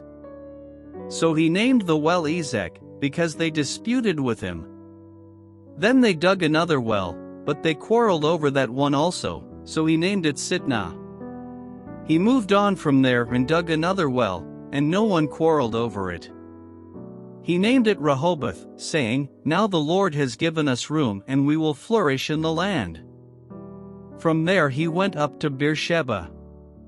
That night the Lord appeared to him and said, "I am the God of your father Abraham. Do not be afraid, for I am with you. I will bless you and will increase the number of your descendants for the sake of my servant Abraham." Isaac built an altar there and called on the name of the Lord. There he pitched his tent, and there his servants dug a well. Meanwhile, Abimelech had come to him from Gerar, with Ahuzzath his personal advisor and Phicol the commander of his forces. Isaac asked them, "Why have you come to me, since you are hostile to me, and sent me away?" They answered, "We saw clearly that the Lord was with you, so we said, there ought to be a sworn agreement between us and you. Let us make a treaty with you, that you will do us no harm, just as we did not molest you but always treated you well and sent you away in peace. And now you are blessed by the Lord." Isaac then made a feast for them, and they ate and drank. Early the next morning the men swore an oath to each other. Then Isaac sent them on their way, and they left him in peace. That day Isaac's servants came and told him about the well they had dug. They said, "We've found water." He called it Sheba, and to this day the name of the town has been Beersheba. When Esau was 40 years old, he married Judith daughter of Beeri the Hittite, and also Basemath daughter of Elon the Hittite. They were a source of grief to Isaac and Rebekah. When Isaac was old and his eyes were so weak that he could no longer see, he called for Esau his older son and said to him, "My son." "Here I am," he answered. Isaac said, "I am now an old man and don't know the day of my death. Now then, get your weapons, your quiver and bow, and go out to the open country to hunt some wild game for me.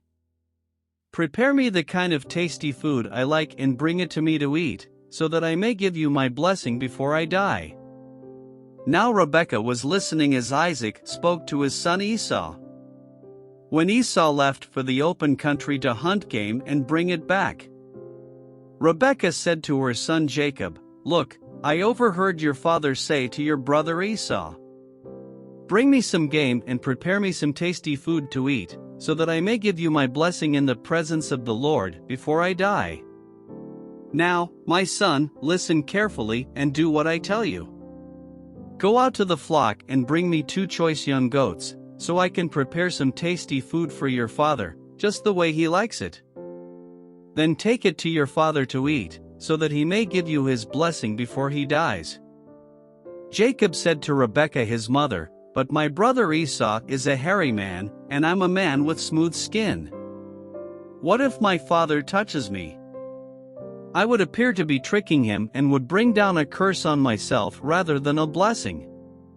His mother said to him, "My son, let the curse fall on me. Just do what I say, go and get them for me." So he went and got them and brought them to his mother, and she prepared some tasty food, just the way his father liked it. Then Rebekah took the best clothes of Esau her older son, which she had in the house, and put them on her younger son Jacob. She also covered his hands and the smooth part of his neck with the goatskins. Then she handed to her son Jacob the tasty food and the bread she had made. He went to his father and said, "My father." "Yes, my son," he answered. "Who is it?" Jacob said to his father, "I am Esau your firstborn. I have done as you told me. Please sit up and eat some of my game so that you may give me your blessing." Isaac asked his son, "How did you find it so quickly, my son?" "The Lord your God gave me success," he replied. Then Isaac said to Jacob, "Come near so I can touch you, my son, to know whether you really are my son Esau or not." Jacob went close to his father Isaac, who touched him and said, "The voice is the voice of Jacob, but the hands are the hands of Esau." He did not recognize him, for his hands were hairy like those of his brother Esau, so he blessed him. "Are you really my son Esau?" he asked. "I am," he replied. Then he said, "My son, bring me some of your game to eat, so that I may give you my blessing." Jacob brought it to him and he ate, and he brought some wine and he drank. Then his father Isaac said to him, "Come here, my son, and kiss me." So he went to him and kissed him.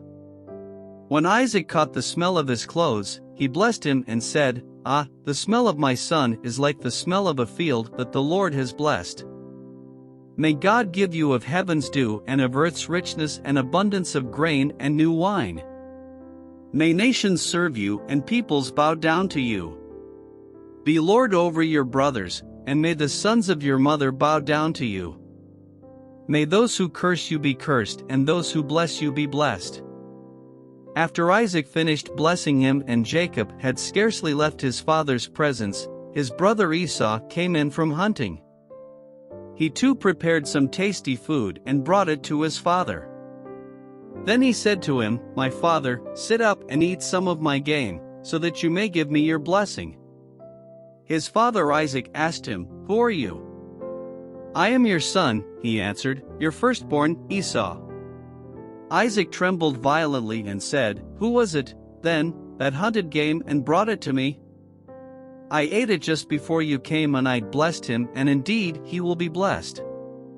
When Esau heard his father's words, he burst out with a loud and bitter cry and said to his father, "Bless me too, my father." But he said, "Your brother came deceitfully and took your blessing." Esau said, "Isn't he rightly named Jacob?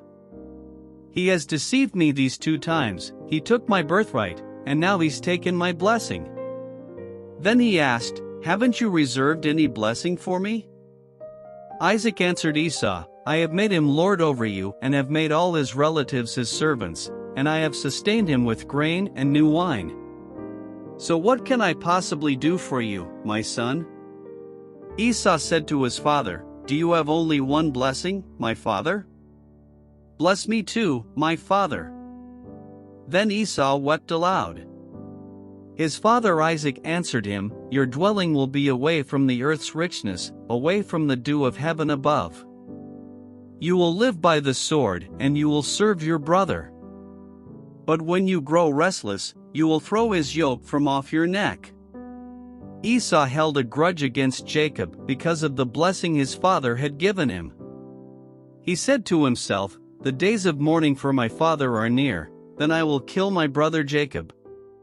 When Rebekah was told what her older son Esau had said, she sent for her younger son Jacob and said to him, "Your brother Esau is consoling himself with the thought of killing you. Now then, my son, do what I say, flee at once to my brother Laban in Haran. Stay with him for a while until your brother's fury subsides. When your brother is no longer angry with you and forgets what you did to him, I'll send word for you to come back from there. Why should I lose both of you in one day?" Then Rebekah said to Isaac, "I'm disgusted with living because of these Hittite women.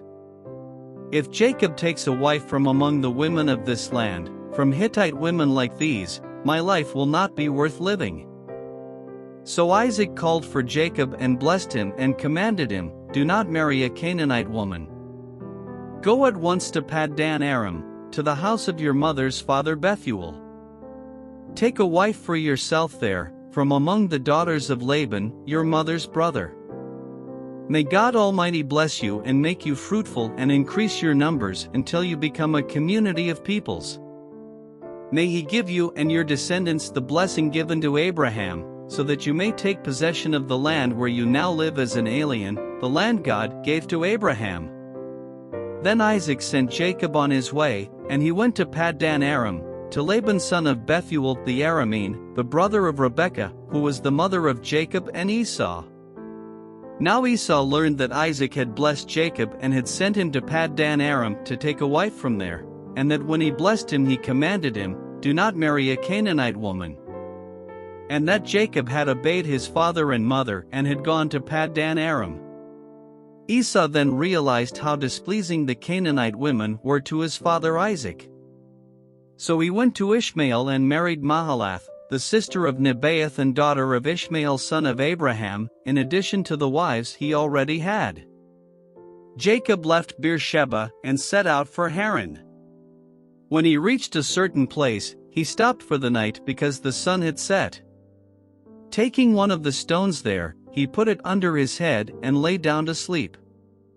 He had a dream in which he saw a stairway resting on the earth, with its top reaching to heaven, and the angels of God were ascending and descending on it.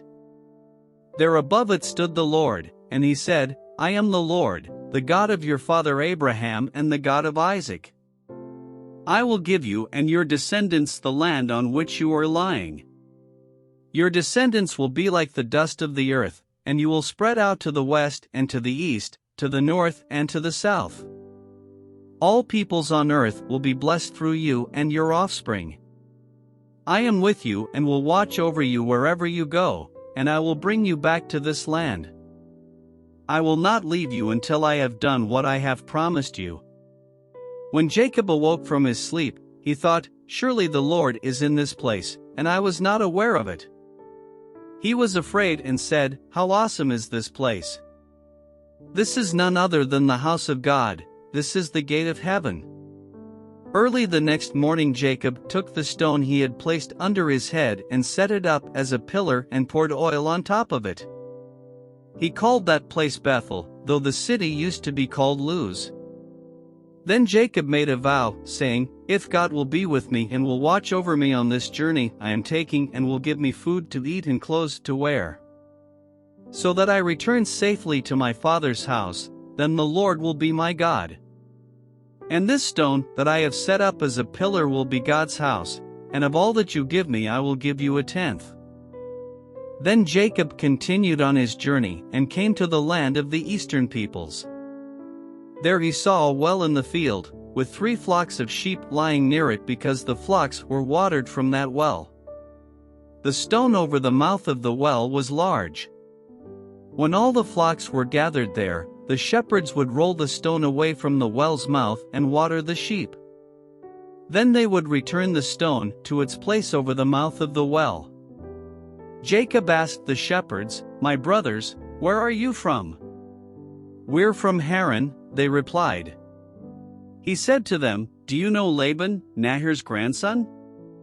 "Yes, we know him," they answered. Then Jacob asked them, "Is he well?" "Yes, he is," they said, "and here comes his daughter Rachel with the sheep." "Look," he said, "the sun is still high, it is not time for the flocks to be gathered. Water the sheep and take them back to pasture."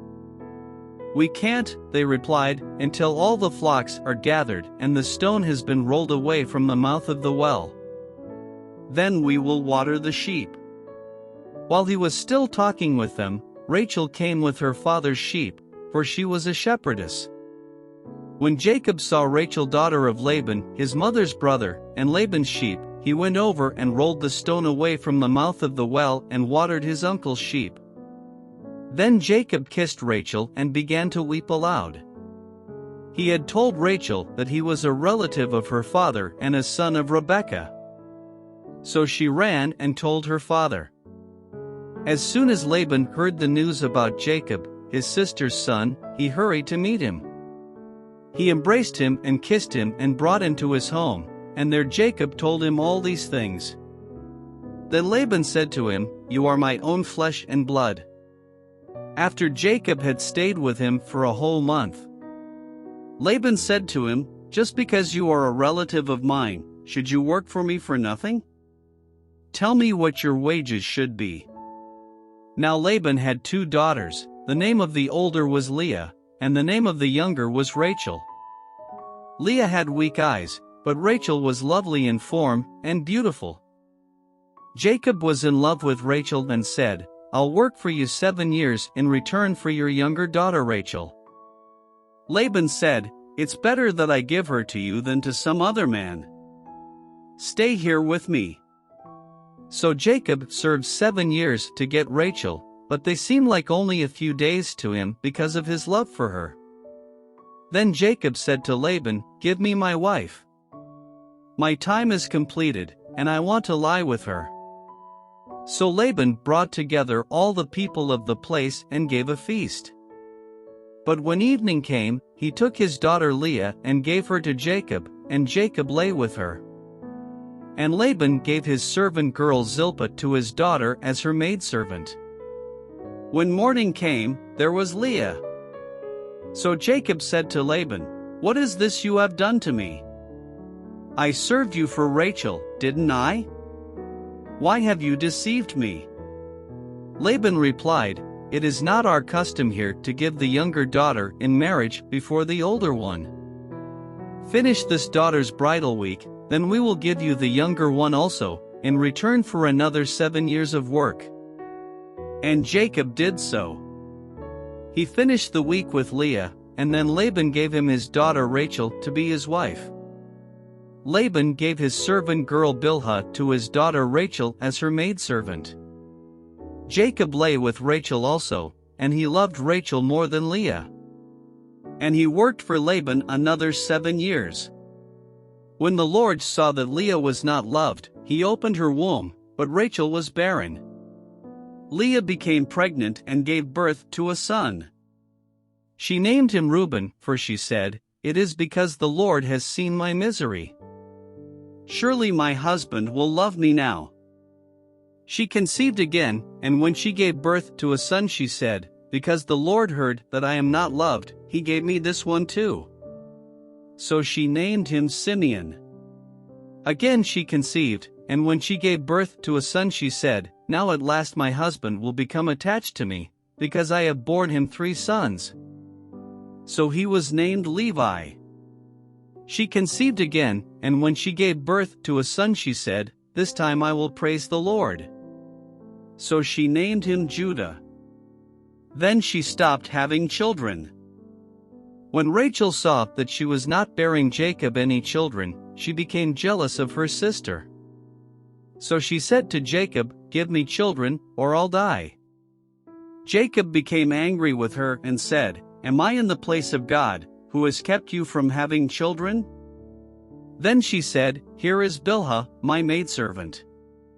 Sleep with her so that she can bear children for me, and that through her I too can build a family." So she gave him her servant Bilhah as a wife. Jacob slept with her, and she became pregnant and bore him a son. Then Rachel said, "God has vindicated me, he has listened to my plea and given me a son." Because of this she named him Dan. Rachel's servant Bilhah conceived again and bore Jacob a second son. Then Rachel said, "I have had a great struggle with my sister, and I have one." So she named him Naphtali. When Leah saw that she had stopped having children, she took her maidservant Zilpah and gave her to Jacob as a wife. Leah's servant Zilpah bore Jacob a son. Then Leah said, "What good fortune!" So she named him Gad. Leah's servant Zilpah bore Jacob a second son. Then Leah said, "How happy I am!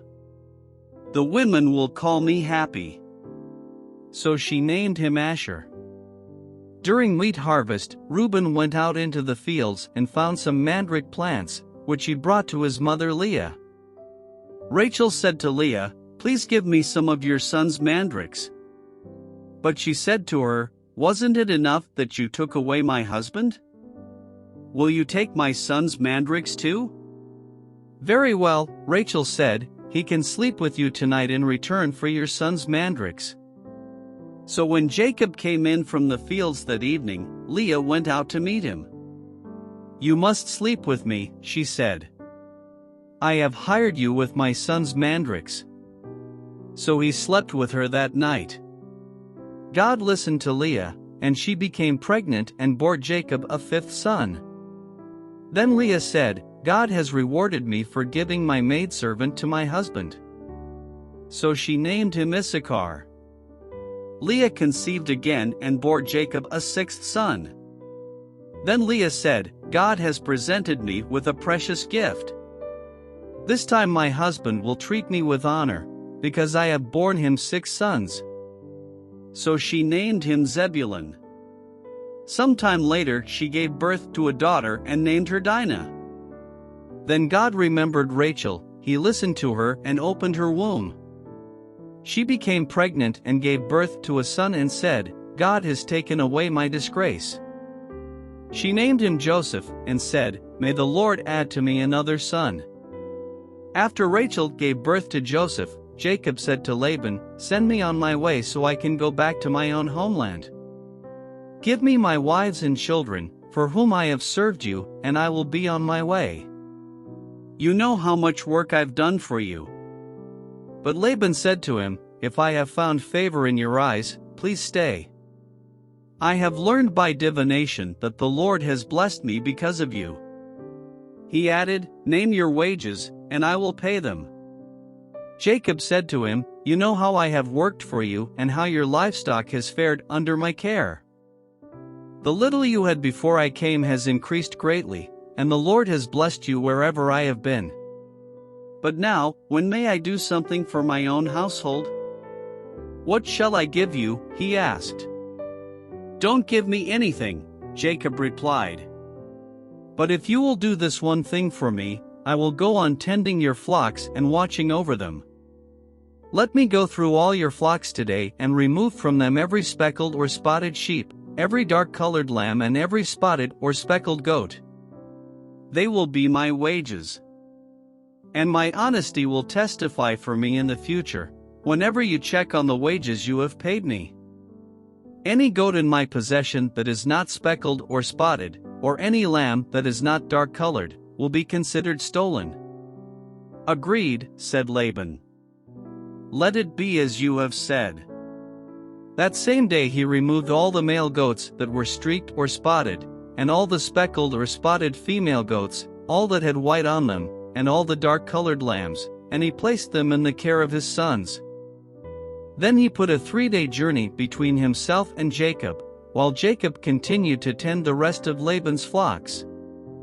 Jacob, however, took fresh-cut branches from poplar, almond and plane trees and made white stripes on them by peeling the bark and exposing the white inner wood of the branches. Then he placed the peeled branches in all the watering troughs, so that they would be directly in front of the flocks when they came to drink. When the flocks were in heat and came to drink, they mated in front of the branches. And they bore young that were streaked or speckled or spotted. Jacob set apart the young of the flock by themselves, but made the rest face the streaked and dark-colored animals that belonged to Laban. Thus he made separate flocks for himself and did not put them with Laban's animals. Whenever the stronger females were in heat, Jacob would place the branches in the troughs in front of the animals so they would mate near the branches. But if the animals were weak, he would not place them there. So the weak animals went to Laban and the strong ones to Jacob. In this way the man grew exceedingly prosperous and came to own large flocks, and maidservants and menservants, and camels and donkeys. Jacob heard that Laban's sons were saying, Jacob has taken everything our father owned and has gained all this wealth from what belonged to our father. And Jacob noticed that Laban's attitude toward him was not what it had been. Then the Lord said to Jacob, Go back to the land of your fathers and to your relatives, and I will be with you. So Jacob sent word to Rachel and Leah to come out to the fields where his flocks were. He said to them, I see that your father's attitude toward me is not what it was before, but the God of my father has been with me. You know that I've worked for your father with all my strength. Yet your father has cheated me by changing my wages 10 times. However, God has not allowed him to harm me.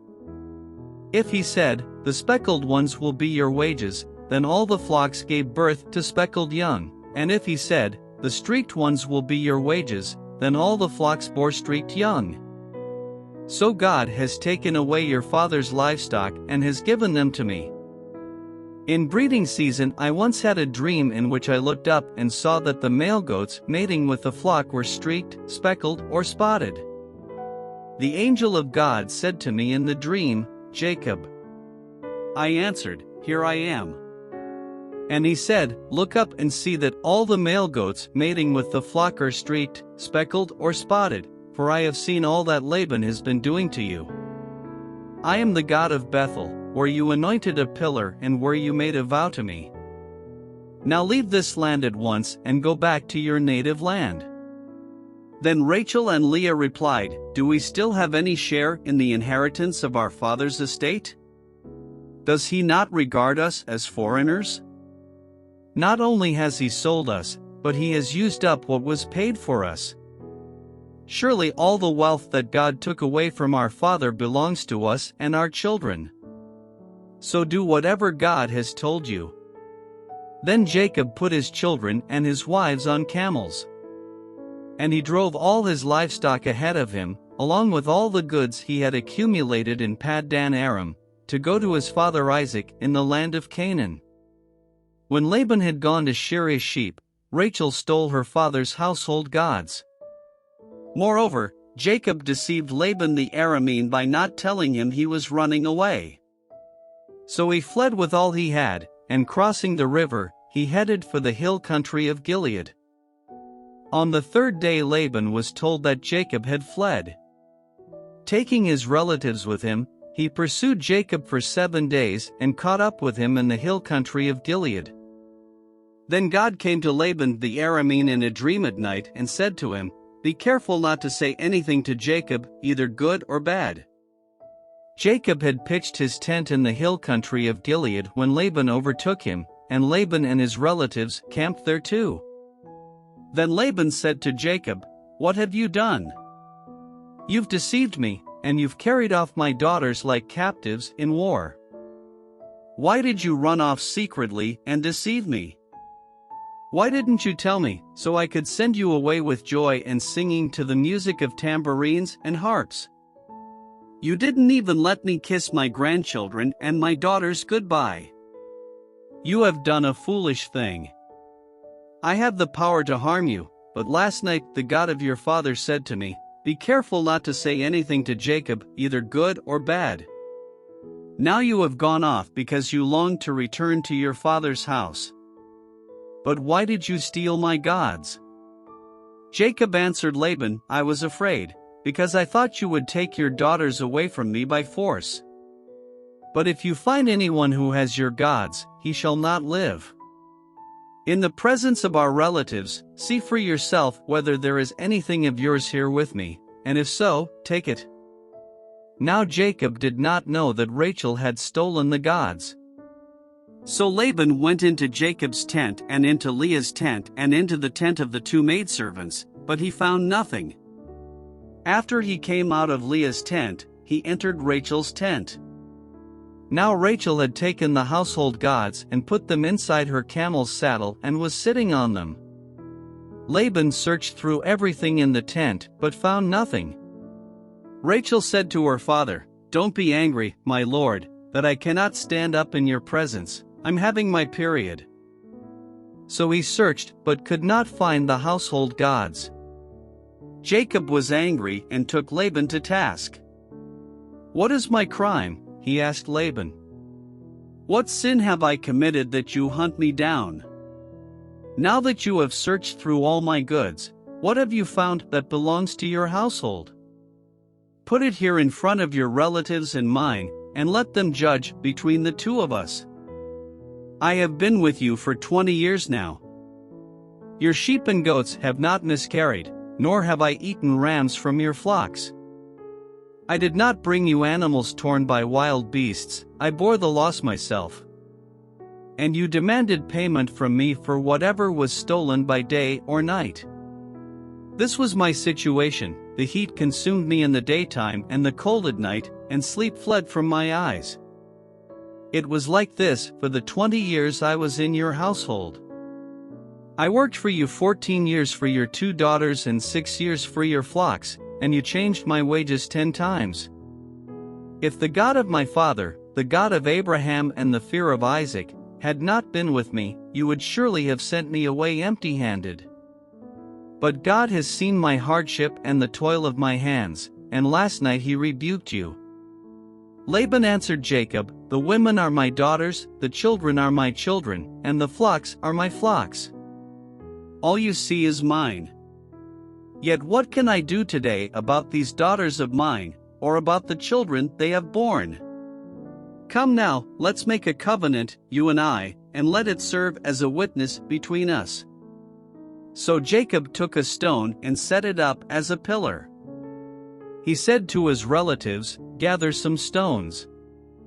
So they took stones and piled them in a heap, and they ate there by the heap. Laban called it Jegar-sahadutha, and Jacob called it Galeed. Laban said, "This heap is a witness between you and me today." That is why it was called Galeed. It was also called Mizpah, because he said, "May the Lord keep watch between you and me when we are away from each other. If you mistreat my daughters or if you take any wives besides my daughters, even though no one is with us, remember that God is a witness between you and me." Laban also said to Jacob, "Here is this heap, and here is this pillar I have set up between you and me. This heap is a witness, and this pillar is a witness, that I will not go past this heap to your side to harm you, and that you will not go past this heap and pillar to my side to harm me. May the God of Abraham and the God of Nahor, the God of their father, judge between us." So Jacob took an oath in the name of the fear of his father Isaac. He offered a sacrifice there in the hill country and invited his relatives to a meal. After they had eaten, they spent the night there. Early the next morning Laban kissed his grandchildren and his daughters and blessed them. Then he left and returned home. Jacob also went on his way, and the angels of God met him. When Jacob saw them, he said, "This is the camp of God." So he named that place Mahanaim. Jacob sent messengers ahead of him to his brother Esau in the land of Seir, the country of Edom. He instructed them, "This is what you are to say to my master Esau. Your servant Jacob says, I have been staying with Laban and have remained there till now. I have cattle and donkeys, sheep and goats, menservants and maidservants. Now I am sending this message to my lord, that I may find favor in your eyes." When the messengers returned to Jacob, they said, "We went to your brother Esau, and now he is coming to meet you, and 400 men are with him."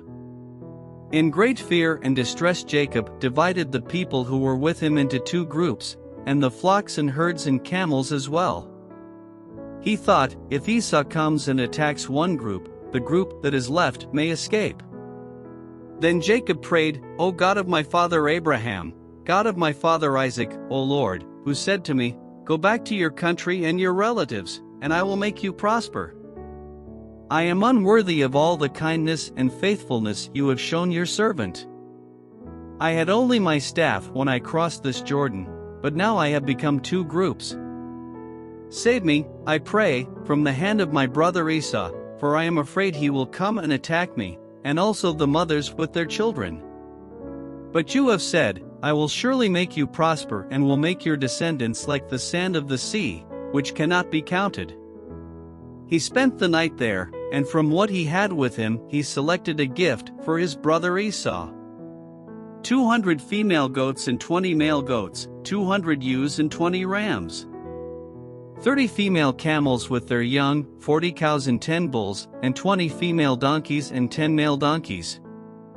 He put them in the care of his servants, each herd by itself, and said to his servants, "Go ahead of me, and keep some space between the herds." He instructed the one in the lead, "When my brother Esau meets you and asks, 'To whom do you belong, and where are you going, and who owns all these animals in front of you?' then you are to say, 'They belong to your servant Jacob. They are a gift sent to my lord Esau, and he is coming behind us.'" He also instructed the second, the third and all the others who followed the herds, "You are to say the same thing to Esau when you meet him. And be sure to say, 'Your servant Jacob is coming behind us.'" For he thought, "I will pacify him with these gifts I am sending on ahead. Later, when I see him, perhaps he will receive me." So Jacob's gifts went on ahead of him, but he himself spent the night in the camp. That night Jacob got up and took his 2 wives, his 2 maidservants and his 11 sons and crossed the ford of the Jabbok. After he had sent them across the stream, he sent over all his possessions.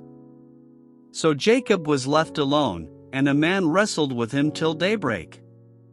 When the man saw that he could not overpower him, he touched the socket of Jacob's hip so that his hip was wrenched as he wrestled with the man. Then the man said, "Let me go, for it is daybreak." But Jacob replied, "I will not let you go unless you bless me." The man asked him, "What is your name?" "Jacob," he answered.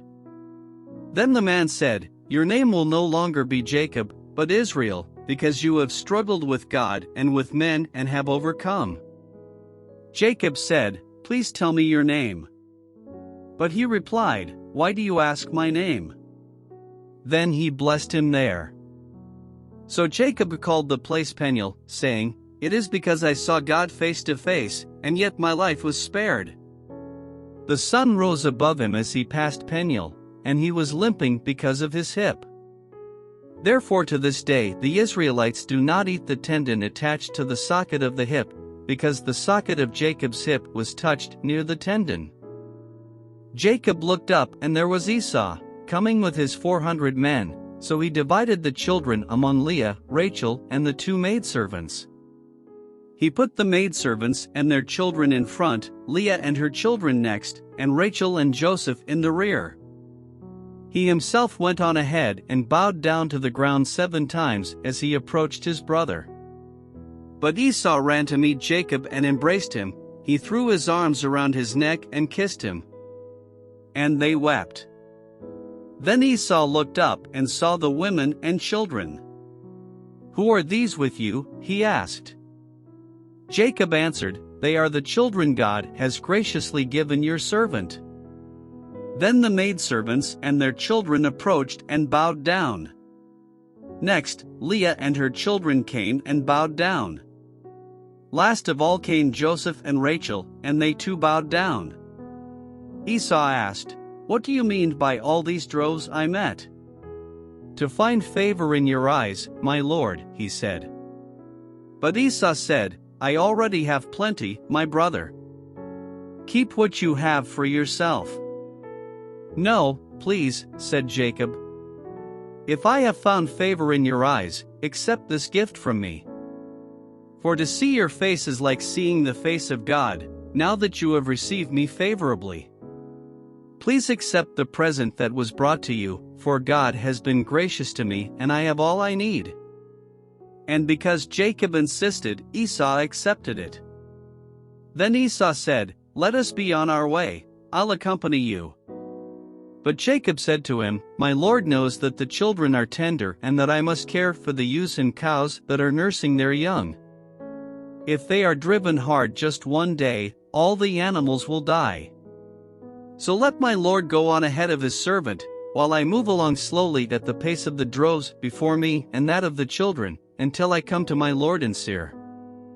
Esau said, "Then let me leave some of my men with you." "But why do that?" Jacob asked. "Just let me find favor in the eyes of my Lord."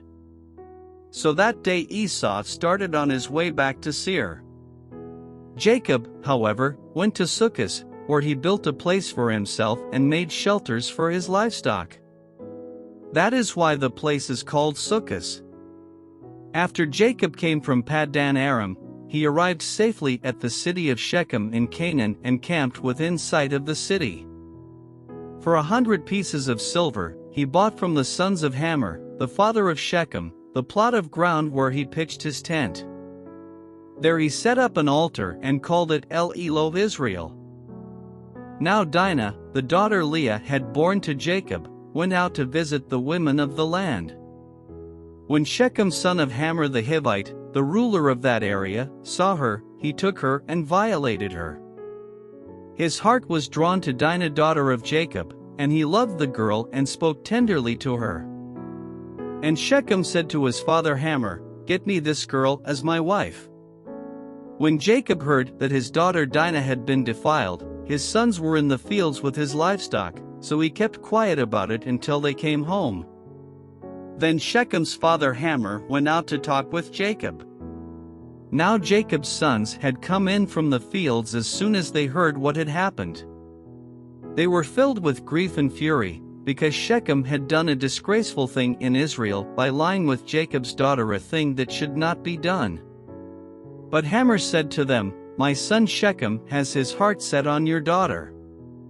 Please give her to him as his wife.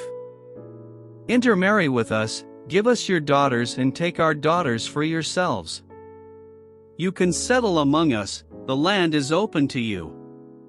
Live in it, trade in it, and acquire property in it." Then Shechem said to Dinah's father and brothers, "Let me find favor in your eyes, and I will give you whatever you ask. Make the price for the bride and the gift I am to bring as great as you like, and I'll pay whatever you ask me. Only give me the girl as my wife." Because their sister Dinah had been defiled, Jacob's sons replied deceitfully as they spoke to Shechem and his father Hamor. They said to them, "We can't do such a thing. We can't give our sister to a man who is not circumcised. That would be a disgrace to us. We will give our consent to you on one condition only, that you become like us by circumcising all your males. Then we will give you our daughters and take your daughters for ourselves. We'll settle among you and become one people with you. But if you will not agree to be circumcised, we'll take our sister and go." Their proposal seemed good to Hamor and his son Shechem. The young man, who was the most honored of all his father's household, lost no time in doing what they said, because he was delighted with Jacob's daughter. So Hamor and his son Shechem went to the gate of their city to speak to their fellow townsmen. "These men are friendly toward us," they said. "Let them live in our land and trade in it. The land has plenty of room for them. We can marry their daughters and they can marry ours. But the men will consent to live with us as one people only on the condition that our males be circumcised, as they themselves are. Won't their livestock, their property, and all their other animals become ours? So let us give our consent to them, and they will settle among us." All the men who went out of the city gate agreed with Hamor and his son Shechem, and every male in the city was circumcised. 3 days later, while all of them were still in pain, 2 of Jacob's sons, Simeon and Levi, Dinah's brothers, took their swords and attacked the unsuspecting city, killing every male. They put Hamor and his son Shechem to the sword and took Dinah from Shechem's house and left. The sons of Jacob came upon the dead bodies and looted the city where their sister had been defiled. They seized their flocks and herds and donkeys and everything else of theirs in the city and out in the fields. They carried off all their wealth and all their women and children, taking as plunder everything in the houses. Then Jacob said to Simeon and Levi, "You have brought trouble on me by making me a stench to the Canaanites and Perizzites, the people living in this land. We are few in number, and if they join forces against me and attack me, I and my household will be destroyed." But they replied, "Should he have treated our sister like a prostitute?" Then God said to Jacob, "Go up to Bethel and settle there, and build an altar there to God, who appeared to you when you were fleeing from your brother Esau." So Jacob said to his household and to all who were with him, "Get rid of the foreign gods you have with you, and purify yourselves and change your clothes. Then come, let us go up to Bethel, where I will build an altar to God, who answered me in the day of my distress and who has been with me wherever I have gone." So they gave Jacob all the foreign gods they had and the rings in their ears, and Jacob buried them under the oak at Shechem. Then they set out, and the terror of God fell upon the towns all around them so that no one pursued them. Jacob and all the people with him came to Luz, that is, Bethel, in the land of Canaan. There he built an altar, and he called the place El Bethel, because it was there that God revealed himself to him when he was fleeing from his brother. Now Deborah, Rebekah's nurse, died and was buried under the oak below Bethel. So it was named Allon Bakuth. After Jacob returned from Paddan Aram, God appeared to him again and blessed him. God said to him, "Your name is Jacob, but you will no longer be called Jacob, your name will be Israel." So he named him Israel. And God said to him, "I am God Almighty, be fruitful and increase in number. A nation and a community of nations will come from you, and kings will come from your body. The land I gave to Abraham and Isaac I also give to you, and I will give this land to your descendants after you." Then God went up from him at the place where he had talked with him. Jacob set up a stone pillar at the place where God had talked with him, and he poured out a drink offering on it. He also poured oil on it. Jacob called the place where God had talked with him Bethel. Then they moved on from Bethel. While they were still some distance from Ephrath, Rachel began to give birth and had great difficulty. And as she was having great difficulty in childbirth, the midwife said to her, "Don't be afraid, for you have another son." As she breathed her last for she was dying, she named her son Benoni. But his father named him Benjamin. So Rachel died and was buried on the way to Ephrath, that is, Bethlehem. Over her tomb Jacob set up a pillar, and to this day that pillar marks Rachel's tomb. Israel moved on again and pitched his tent beyond Migdal-eder. While Israel was living in that region, Reuben went in and slept with his father's concubine Bilhah, and Israel heard of it. Jacob had 12 sons. The sons of Leah, Reuben the firstborn of Jacob, Simeon, Levi, Judah, Issachar, and Zebulun. The sons of Rachel, Joseph and Benjamin. The sons of Rachel's maidservant Bilhah, Dan and Naphtali.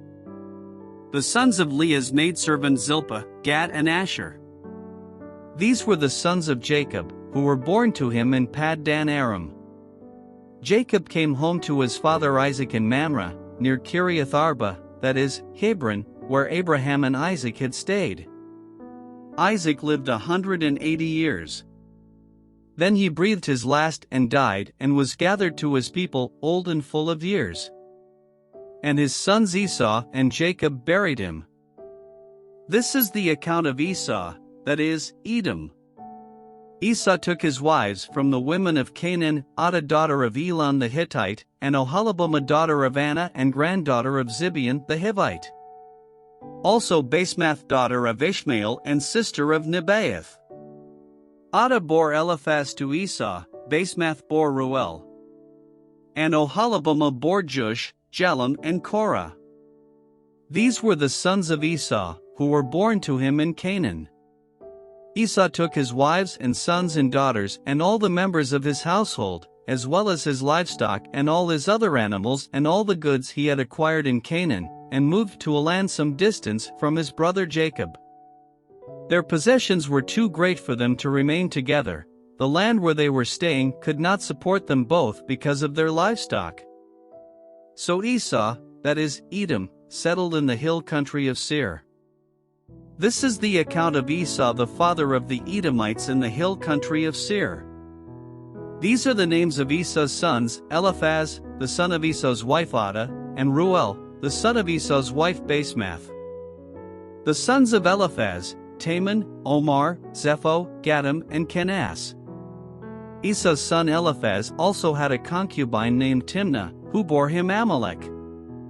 These were grandsons of Esau's wife Adah. The sons of Reuel, Nahath, Zerah, Shammah, and Nizah. These were grandsons of Esau's wife Basemath. The sons of Esau's wife Oholibamah daughter of Anna and granddaughter of Zibeon, whom she bore to Esau, Jush, Jalam, and Korah. These were the chiefs among Esau's descendants, the sons of Eliphaz the firstborn of Esau, chiefs Taman, Omar, Zepho, Kenaz, Korah, Gatam, and Amalek. These were the chiefs descended from Eliphaz in Edom. They were grandsons of Adah. The sons of Esau's son Reuel, chiefs Nahath, Zerah, Shammah, and Nizah. These were the chiefs descended from Reuel in Edom. They were grandsons of Esau's wife Basemath. The sons of Esau's wife Oholibamah, chiefs Jush, Jalam, and Korah. These were the chiefs descended from Esau's wife Oholibamah daughter of Anna. These were the sons of Esau, that is, Edom, and these were their chiefs. These were the sons of Seir the Horite, who were living in the region: Lotan, Shobal, Zibeon, Anna, Dishon, Ezer, and Dishan. These sons of Seir in Edom were Horite chiefs. The sons of Lotan, Hori, and Homam. Timnah was Lotan's sister. The sons of Shobal, Alvan, Manahath, Ebal, Shepho, and Onam. The sons of Zibeon, Aiah, and Anna.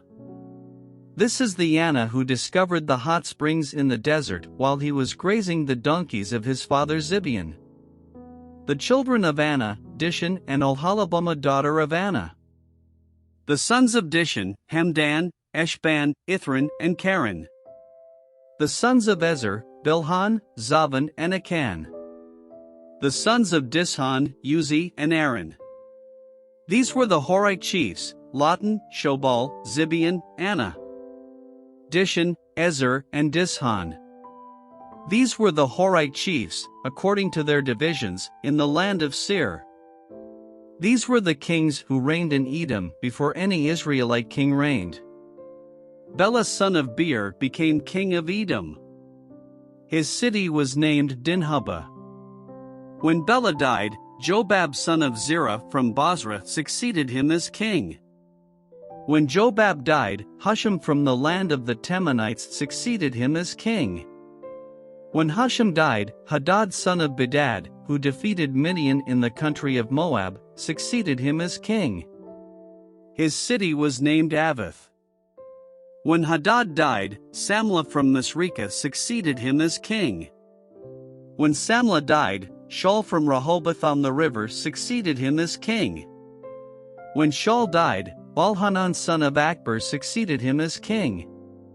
When Baal-Hanan son of Akbar died, Hadad succeeded him as king. His city was named Pau, and his wife's name was Mehetabel daughter of Matred, the daughter of Mezahab.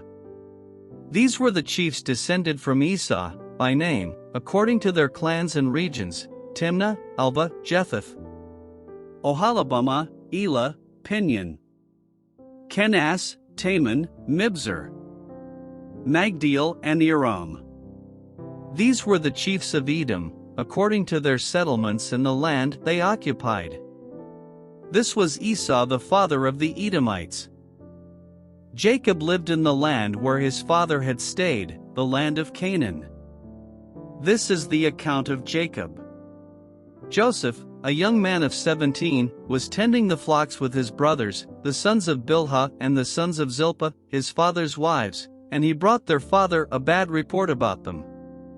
Now Israel loved Joseph more than any of his other sons, because he had been born to him in his old age, and he made a richly ornamented robe for him. When his brothers saw that their father loved him more than any of them, they hated him and could not speak a kind word to him. Joseph had a dream, and when he told it to his brothers, they hated him all the more. He said to them, "Listen to this dream I had. We were binding sheaves of grain out in the field when suddenly my sheaf rose and stood upright, while your sheaves gathered around mine and bowed down to it." His brothers said to him, "Do you intend to reign over us? Will you actually rule us?"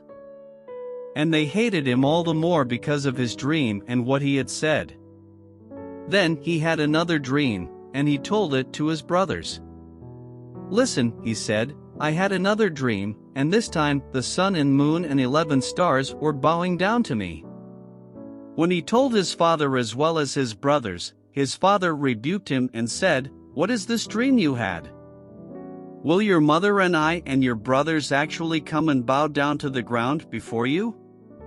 His brothers were jealous of him, but his father kept the matter in mind. Now his brothers had gone to graze their father's flocks near Shechem. And Israel said to Joseph, "As you know, your brothers are grazing the flocks near Shechem. Come, I am going to send you to them." "Very well," he replied. So he said to him, "Go and see if all is well with your brothers and with the flocks, and bring word back to me." Then he sent him off from the valley of Hebron. When Joseph arrived at Shechem, a man found him wandering around in the fields and asked him, "What are you looking for?" He replied, "I'm looking for my brothers." "Can you tell me where they are grazing their flocks?" "They have moved on from here," the man answered. "I heard them say, 'Let's go to Dothan.'" So Joseph went after his brothers and found them near Dothan. But they saw him in the distance, and before he reached them, they plotted to kill him.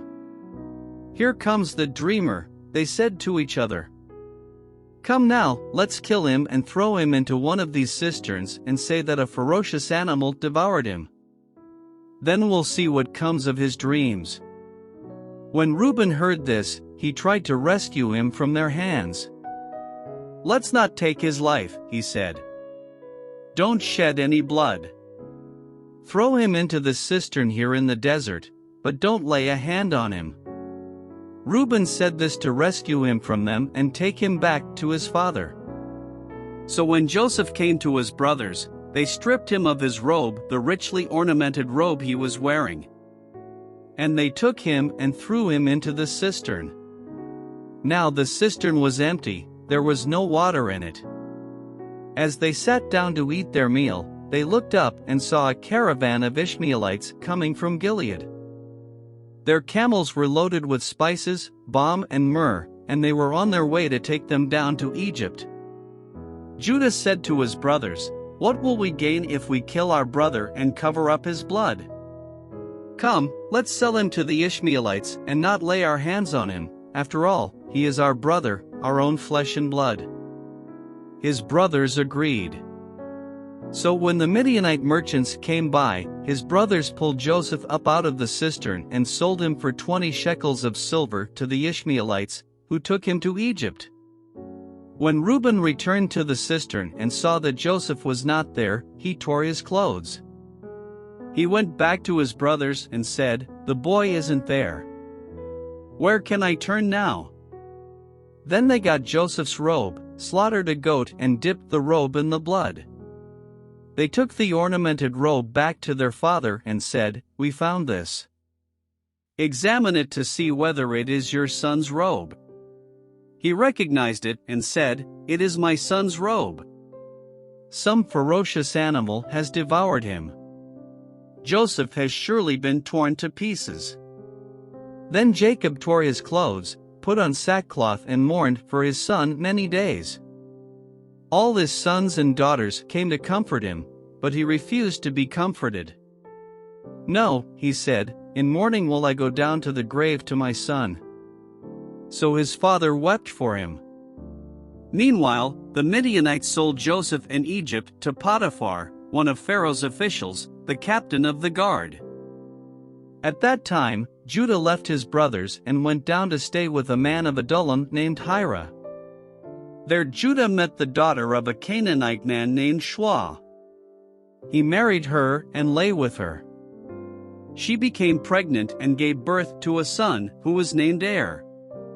She conceived again and gave birth to a son and named him Onan.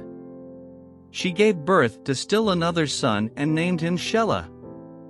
It was at Kezib that she gave birth to him. Judah got a wife for Er, his firstborn, and her name was Tamar. But Er, Judah's firstborn, was wicked in the Lord's sight, so the Lord put him to death. Then Judah said to Onan, "Lie with your brother's wife and fulfill your duty to her as a brother-in-law to produce offspring for your brother." But Onan knew that the offspring would not be his, so whenever he lay with his brother's wife, he spilled his semen on the ground to keep from producing offspring for his brother. What he did was wicked in the Lord's sight, so he put him to death also. Judah then said to his daughter-in-law Tamar, "Live as a widow in your father's house until my son Shelah grows up." For he thought, he may die too, just like his brothers.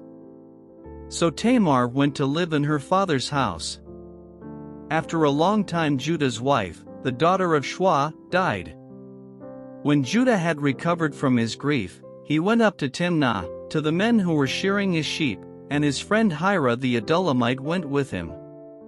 When Tamar was told, "Your father-in-law is on his way to Timnah to shear his sheep," she took off her widow's clothes, covered herself with a veil to disguise herself, and then sat down at the entrance to Enaim, which is on the road to Timnah.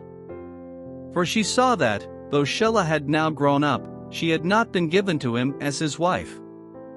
When Judah saw her, he thought she was a prostitute, for she had covered her face. Not realizing that she was his daughter-in-law, he went over to her by the roadside and said, "Come now, let me sleep with you." "And what will you give me to sleep with you?" she asked.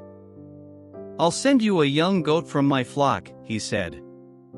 "Will you give me something as a pledge until you send it?" she asked. He said, "What pledge should I give you?" "Your seal and its cord, and the staff in your hand," she answered. So he gave them to her and slept with her, and she became pregnant by him. After she left, she took off her veil and put on her widow's clothes again. Meanwhile Judah sent the young goat by his friend the Adullamite in order to get his pledge back from the woman, but he did not find her. He asked the men who lived there, "Where is the shrine prostitute who was beside the road at Enaim?" "There hasn't been any shrine prostitute here," they said. So he went back to Judah and said, "I didn't find her." Besides, the men who lived there said, "There hasn't been any shrine prostitute here." Then Judah said, "Let her keep what she has, or we will become a laughingstock. After all, I did send her this young goat, but you didn't find her." About 3 months later Judah was told, "Your daughter-in-law Tamar is guilty of prostitution, and as a result she is now pregnant."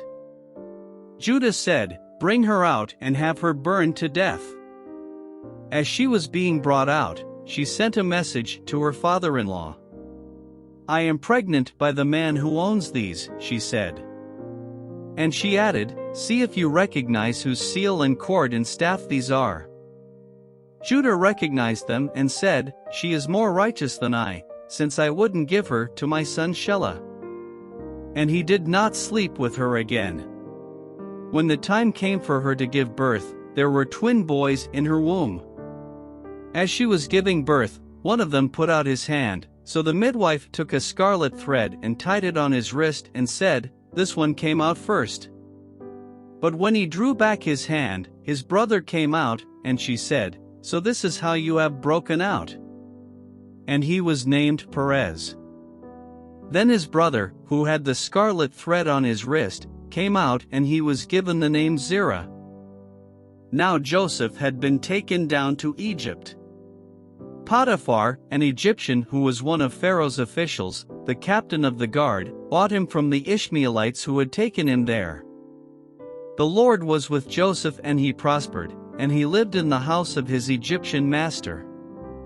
When his master saw that the Lord was with him and that the Lord gave him success in everything he did, Joseph found favor in his eyes and became his attendant.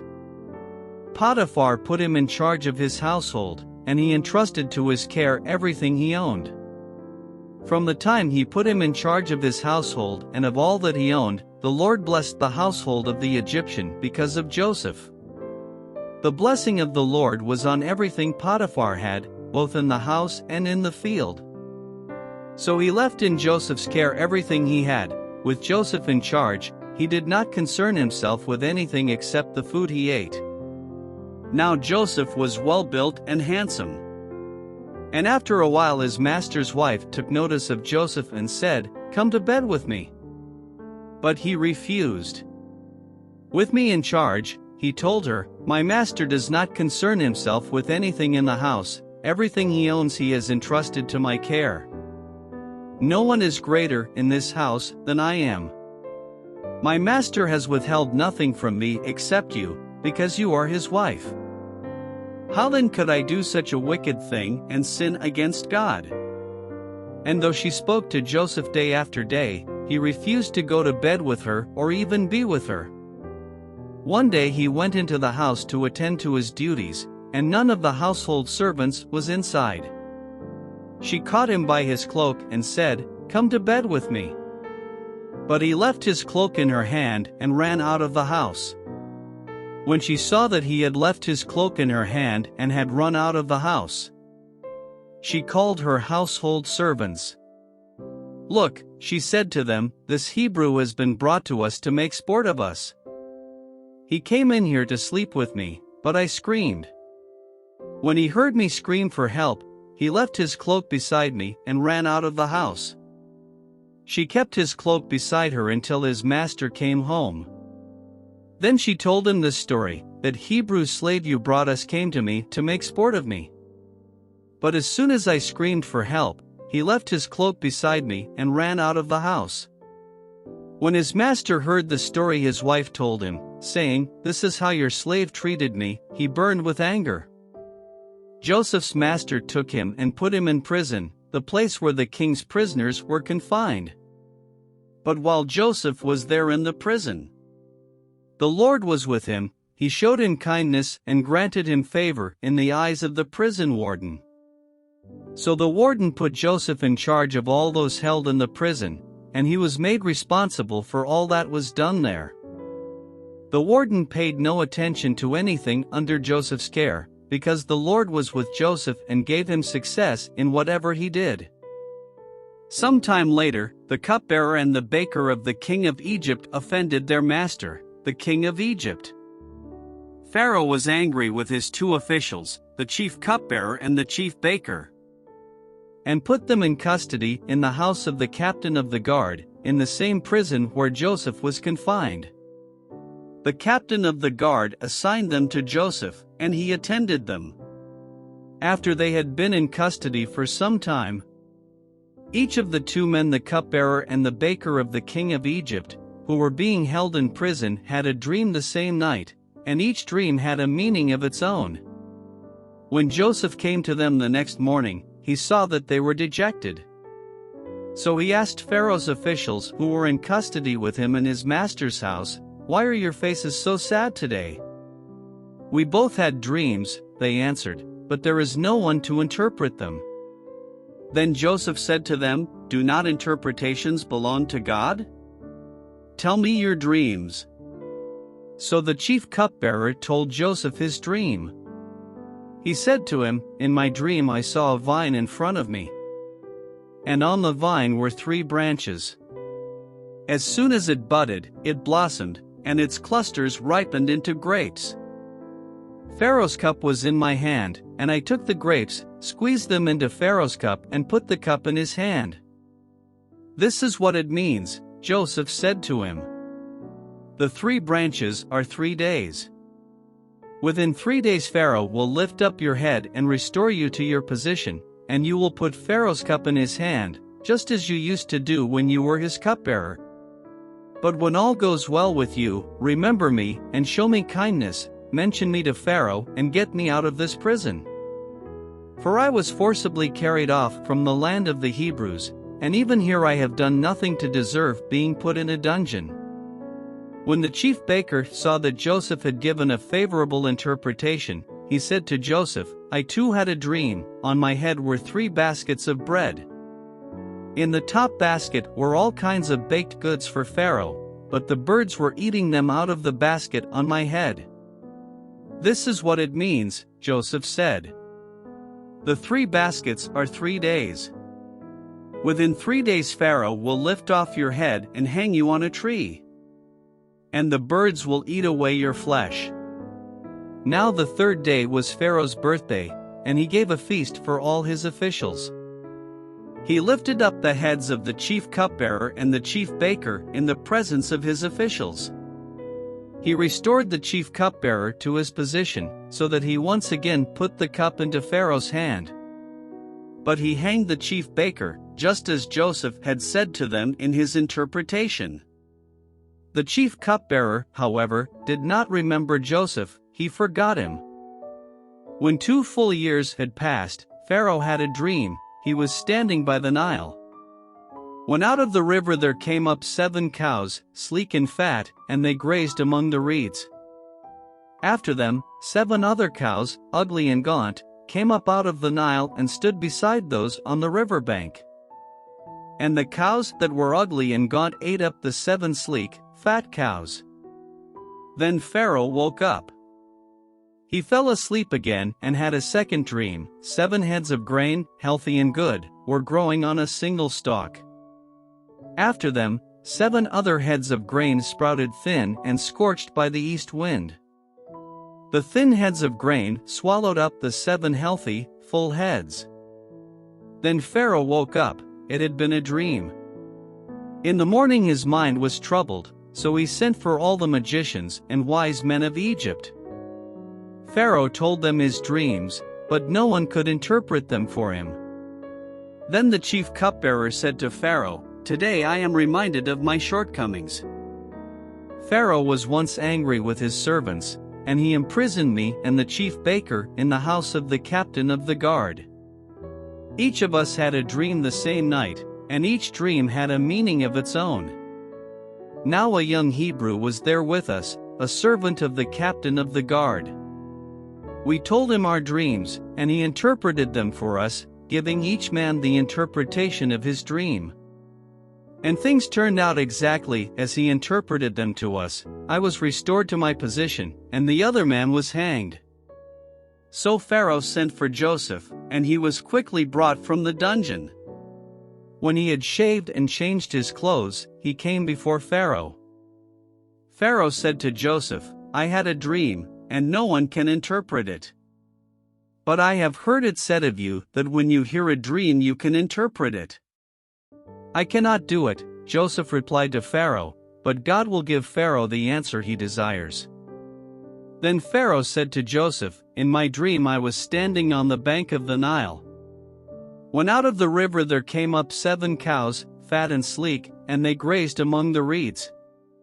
After them, 7 other cows came up scrawny and very ugly and lean. I had never seen such ugly cows in all the land of Egypt. The lean, ugly cows ate up the 7 fat cows that came up first. But even after they ate them, no one could tell that they had done so. They looked just as ugly as before. Then I woke up. In my dreams, I also saw 7 heads of grain, full and good, growing on a single stalk. After them, 7 other heads sprouted withered and thin and scorched by the east wind. The thin heads of grain swallowed up the 7 good heads. I told this to the magicians, but none could explain it to me. Then Joseph said to Pharaoh, The dreams of Pharaoh are one and the same. God has revealed to Pharaoh what he is about to do. The 7 good cows are 7 years, and the 7 good heads of grain are 7 years, it is one and the same dream. The 7 lean, ugly cows that came up afterward are 7 years, and so are the 7 worthless heads of grain scorched by the east wind, they are 7 years of famine. It is just as I said to Pharaoh, God has shown Pharaoh what he is about to do. 7 years of great abundance are coming throughout the land of Egypt. But 7 years of famine will follow them. Then all the abundance in Egypt will be forgotten, and the famine will ravage the land. The abundance in the land will not be remembered, because the famine that follows it will be so severe. The reason the dream was given to Pharaoh in 2 forms is that the matter has been firmly decided by God, and God will do it soon. And now let Pharaoh look for a discerning and wise man and put him in charge of the land of Egypt. Let Pharaoh appoint commissioners over the land to take 1/5 of the harvest of Egypt during the 7 years of abundance.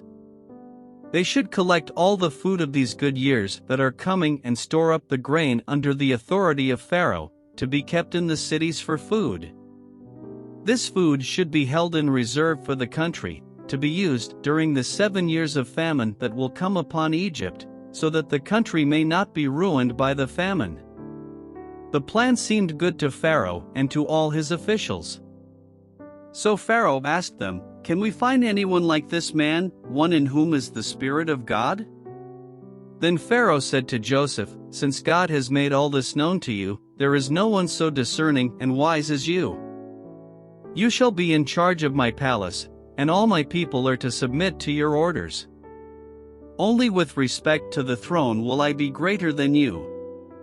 So Pharaoh said to Joseph, I hereby put you in charge of the whole land of Egypt. Then Pharaoh took his signet ring from his finger and put it on Joseph's finger. He dressed him in robes of fine linen and put a gold chain around his neck. He had him ride in a chariot as his second in command, and men shouted before him, Make way! Thus he put him in charge of the whole land of Egypt. Then Pharaoh said to Joseph, I am Pharaoh, but without your word no one will lift hand or foot in all Egypt. Pharaoh gave Joseph the name Zaphenath-Paneah and gave him Asenath daughter of Potipharah, priest of On, to be his wife. And Joseph went throughout the land of Egypt. Joseph was 30 years old when he entered the service of Pharaoh king of Egypt. And Joseph went out from Pharaoh's presence and traveled throughout Egypt. During the 7 years of abundance, the land produced plentifully. Joseph collected all the food produced in those 7 years of abundance in Egypt and stored it in the cities. In each city he put the food grown in the fields surrounding it. Joseph stored up huge quantities of grain, like the sand of the sea. It was so much that he stopped keeping records because it was beyond measure. Before the years of famine came, 2 sons were born to Joseph by Asenath, daughter of Potiphera, priest of On. Joseph named his firstborn Manasseh and said, "It is because God has made me forget all my trouble and all my father's household." The second son he named Ephraim and said, "It is because God has made me fruitful in the land of my suffering." The 7 years of abundance in Egypt came to an end. And the 7 years of famine began, just as Joseph had said. There was famine in all the other lands, but in the whole land of Egypt there was food. When all Egypt began to feel the famine, the people cried to Pharaoh for food. Then Pharaoh told all the Egyptians, "Go to Joseph and do what he tells you." When the famine had spread over the whole country, Joseph opened the storehouses and sold grain to the Egyptians, for the famine was severe throughout Egypt. And all the countries came to Egypt to buy grain from Joseph, because the famine was severe in all the world. When Jacob learned that there was grain in Egypt, he said to his sons, "Why do you just keep looking at each other?" He continued, "I have heard that there is grain in Egypt. Go down there and buy some for us, so that we may live and not die." Then 10 of Joseph's brothers went down to buy grain from Egypt. But Jacob did not send Benjamin, Joseph's brother, with the others, because he was afraid that harm might come to him. So Israel's sons were among those who went to buy grain, for the famine was in the land of Canaan also. Now Joseph was the governor of the land, the one who sold grain to all its people. So when Joseph's brothers arrived, they bowed down to him with their faces to the ground. As soon as Joseph saw his brothers, he recognized them, but he pretended to be a stranger and spoke harshly to them. "Where do you come from?" he asked. "From the land of Canaan," they replied, "to buy food." Although Joseph recognized his brothers, they did not recognize him. Then he remembered his dreams about them and said to them, "You are spies. You have come to see where our land is unprotected." "No, my lord," they answered. "Your servants have come to buy food. We are all the sons of one man. Your servants are honest men, not spies." "No," he said to them. "You have come to see where our land is unprotected." But they replied, "Your servants were 12 brothers, the sons of one man, who lives in the land of Canaan. The youngest is now with our father, and one is no more." Joseph said to them, "It is just as I told you, you are spies. And this is how you will be tested, as surely as Pharaoh lives. You will not leave this place unless your youngest brother comes here. Send one of your number to get your brother, the rest of you will be kept in prison, so that your words may be tested to see if you are telling the truth.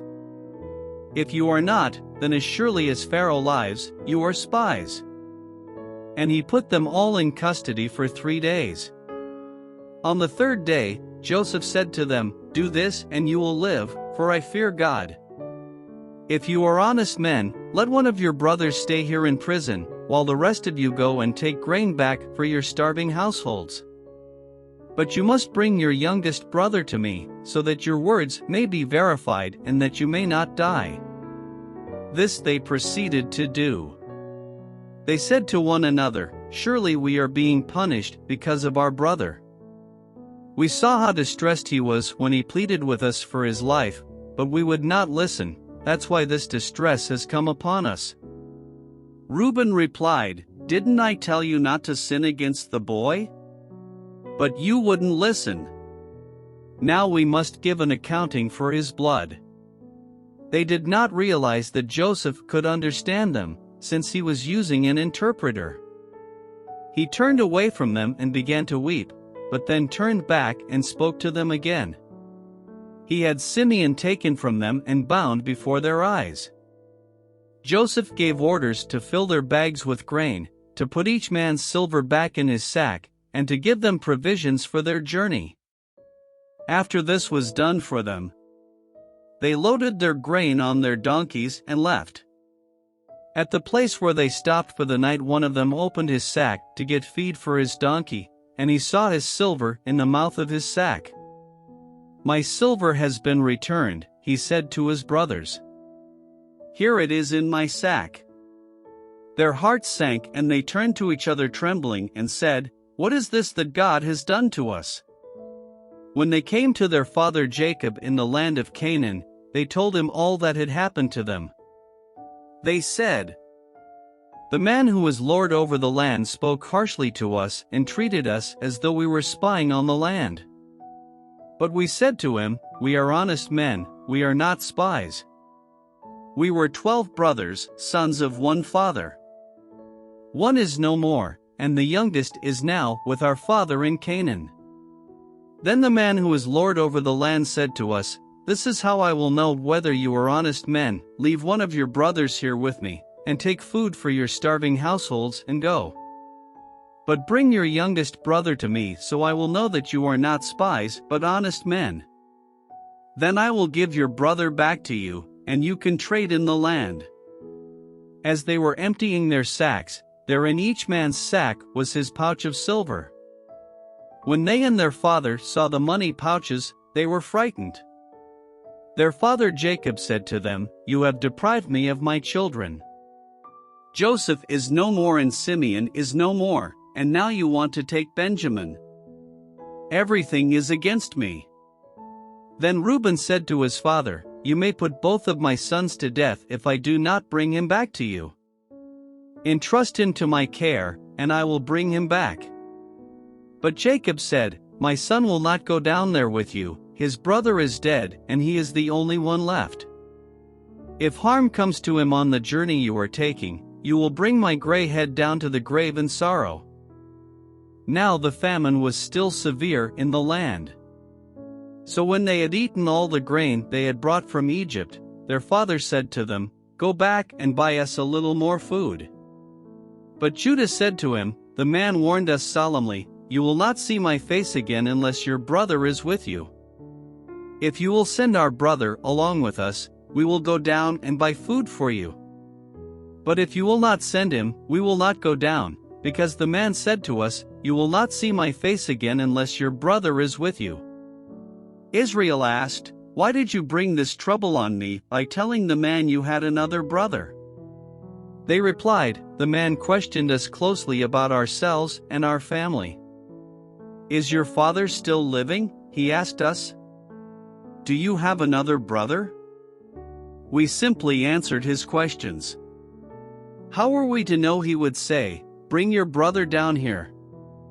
Then Judah said to Israel his father, "Send the boy along with me and we will go at once, so that we and you and our children may live and not die.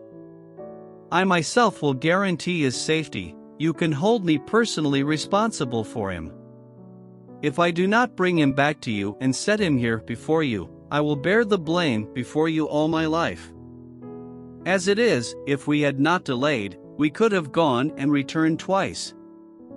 Then their father Israel said to them, "If it must be, then do this, put some of the best products of the land in your bags and take them down to the man as a gift, a little balm and a little honey, some spices and myrrh, some pistachio nuts and almonds. Take double the amount of silver with you, for you must return the silver that was put back into the mouths of your sacks. Perhaps it was a mistake. Take your brother also and go back to the man at once. And may God Almighty grant you mercy before the man so that he will let your other brother and Benjamin come back with you. As for me, if I am bereaved, I am bereaved." So the men took the gifts and doubled the amount of silver, and Benjamin also. They hurried down to Egypt and presented themselves to Joseph. When Joseph saw Benjamin with them, he said to the steward of his house, "Take these men to my house, slaughter an animal and prepare dinner, they are to eat with me at noon." The man did as Joseph told him and took the men to Joseph's house. Now the men were frightened when they were taken to his house. They thought, "We were brought here because of the silver that was put back into our sacks the first time. He wants to attack us and overpower us and seize us as slaves and take our donkeys." So they went up to Joseph's steward and spoke to him at the entrance to the house. "Please, sir," they said, "we came down here the first time to buy food. But at the place where we stopped for the night we opened our sacks and each of us found his silver, the exact weight in the mouth of his sack. So we have brought it back with us. We have also brought additional silver with us to buy food. We don't know who put our silver in our sacks." "It's all right," he said. "Don't be afraid. Your God, the God of your father, has given you treasure in your sacks. I received your silver." Then he brought Simeon out to them. The steward took the men into Joseph's house, gave them water to wash their feet and provided fodder for their donkeys. They prepared their gifts for Joseph's arrival at noon, because they had heard that they were to eat there. When Joseph came home, they presented to him the gifts they had brought into the house, and they bowed down before him to the ground. He asked them how they were, and then he said, "How is your aged father you told me about? Is he still living?" They replied, "Your servant our father is still alive and well." And they bowed low to pay him honor. As he looked about and saw his brother Benjamin, his own mother's son, he asked, "Is this your youngest brother, the one you told me about?" And he said, "God be gracious to you, my son." Deeply moved at the sight of his brother, Joseph hurried out and looked for a place to weep. He went into his private room and wept there. After he had washed his face, he came out and, controlling himself, said, "Serve the food." They served him by himself, the brothers by themselves, and the Egyptians who ate with him by themselves, because Egyptians could not eat with Hebrews, for that is detestable to Egyptians. The men had been seated before him in the order of their ages, from the firstborn to the youngest, and they looked at each other in astonishment. When portions were served to them from Joseph's table, Benjamin's portion was 5 times as much as anyone else's. So they feasted and drank freely with him. Now Joseph gave these instructions to the steward of his house: "Fill the men's sacks with as much food as they can carry, and put each man's silver in the mouth of his sack.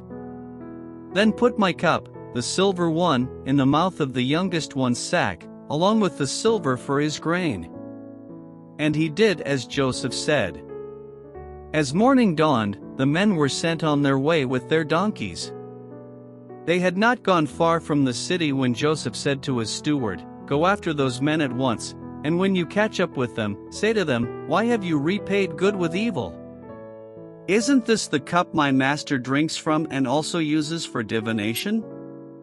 This is a wicked thing you have done.'" When he caught up with them, he repeated these words to them. But they said to him, "Why does my lord say such things? Far be it from your servants to do anything like that. We even brought back to you from the land of Canaan the silver we found inside the mouths of our sacks. So why would we steal silver or gold from your master's house? If any of your servants is found to have it, he will die, and the rest of us will become my lord's slaves." "Very well, then," he said, "let it be as you say. Whoever is found to have it will become my slave, the rest of you will be free from blame."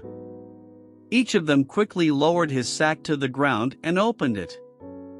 Then the steward proceeded to search, beginning with the oldest and ending with the youngest. And the cup was found in Benjamin's sack. At this, they tore their clothes. Then they all loaded their donkeys and returned to the city. Joseph was still in the house when Judah and his brothers came in, and they threw themselves to the ground before him. Joseph said to them, "What is this you have done? Don't you know that a man like me can find things out by divination? What can we say to my lord?" Judah replied, "What can we say? How can we prove our innocence? God has uncovered your servant's guilt. We are now my lord's slaves, we ourselves, and the one who was found to have the cup." But Joseph said, "Far be it from me to do such a thing. Only the man who was found to have the cup will become my slave. The rest of you, go back to your father in peace." Then Judah went up to him and said, "Please, my lord, let your servant speak a word to my lord. Do not be angry with your servant, though you are equal to Pharaoh himself." My lord asked his servants, "Do you have a father or a brother?" And we answered, "We have an aged father, and there is a young son born to him in his old age. His brother is dead, and he is the only one of his mother's sons left, and his father loves him. Then you said to your servants, 'Bring him down to me so I can see him for myself.' And we said to my lord, 'The boy cannot leave his father, if he leaves him, his father will die.' But you told your servants, 'Unless your youngest brother comes down with you, you will not see my face again.' When we went back to your servant my father, we told him what my lord had said. Then our father said, 'Go back and buy a little more food.' But we said, 'We cannot go down. Only if our youngest brother is with us will we go. We cannot see the man's face unless our youngest brother is with us.' Your servant my father said to us, 'You know that my wife bore me 2 sons. One of them went away from me, and I said, He has surely been torn to pieces. And I have not seen him since. If you take this one from me too and harm comes to him, you will bring my gray head down to the grave in misery. So now, if the boy is not with us when I go back to your servant my father, and if my father, whose life is closely bound up with the boy's life, sees that the boy isn't there, he will die. Your servants will bring the gray head of our father down to the grave in sorrow.' Your servant guaranteed the boy's safety to my father.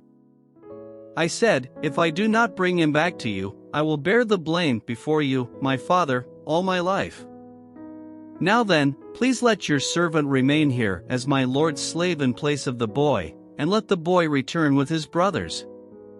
How can I go back to my father if the boy is not with me? No. Do not let me see the misery that would come upon my father.' Then Joseph could no longer control himself before all his attendants, and he cried out, 'Have everyone leave my presence.' So there was no one with Joseph when he made himself known to his brothers. And he wept so loudly that the Egyptians heard him, and Pharaoh's household heard about it. Joseph said to his brothers, 'I am Joseph. Is my father still living?' But his brothers were not able to answer him, because they were terrified at his presence. Then Joseph said to his brothers, 'Come close to me.' When they had done so, he said, 'I am your brother Joseph, the one you sold into Egypt. And now, do not be distressed and do not be angry with yourselves for selling me here, because it was to save lives that God sent me ahead of you. For 2 years now there has been famine in the land, and for the next 5 years there will not be plowing and reaping. But God sent me ahead of you to preserve for you a remnant on earth and to save your lives by a great deliverance. So then, it was not you who sent me here, but God.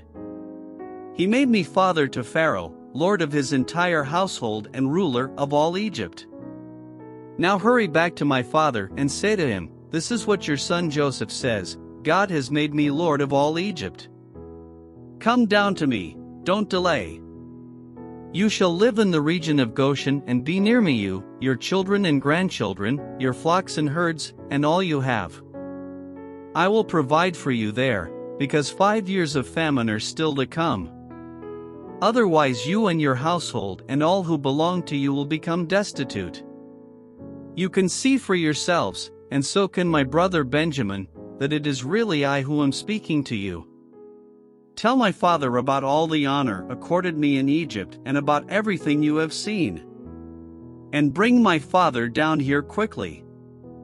Then he threw his arms around his brother Benjamin and wept, and Benjamin embraced him, weeping. And he kissed all his brothers and wept over them. Afterward his brothers talked with him. When the news reached Pharaoh's palace that Joseph's brothers had come, Pharaoh and all his officials were pleased. Pharaoh said to Joseph, "Tell your brothers, do this, load your animals and return to the land of Canaan. And bring your father and your families back to me. I will give you the best of the land of Egypt, and you can enjoy the fat of the land." You are also directed to tell them, "Do this, take some carts from Egypt for your children and your wives, and get your father and come. Never mind about your belongings, because the best of all Egypt will be yours." So the sons of Israel did this. Joseph gave them carts, as Pharaoh had commanded, and he also gave them provisions for their journey. To each of them he gave new clothing, but to Benjamin he gave 300 shekels of silver and 5 sets of clothes. And this is what he sent to his father: 10 donkeys loaded with the best things of Egypt, and 10 female donkeys loaded with grain and bread and other provisions for his journey.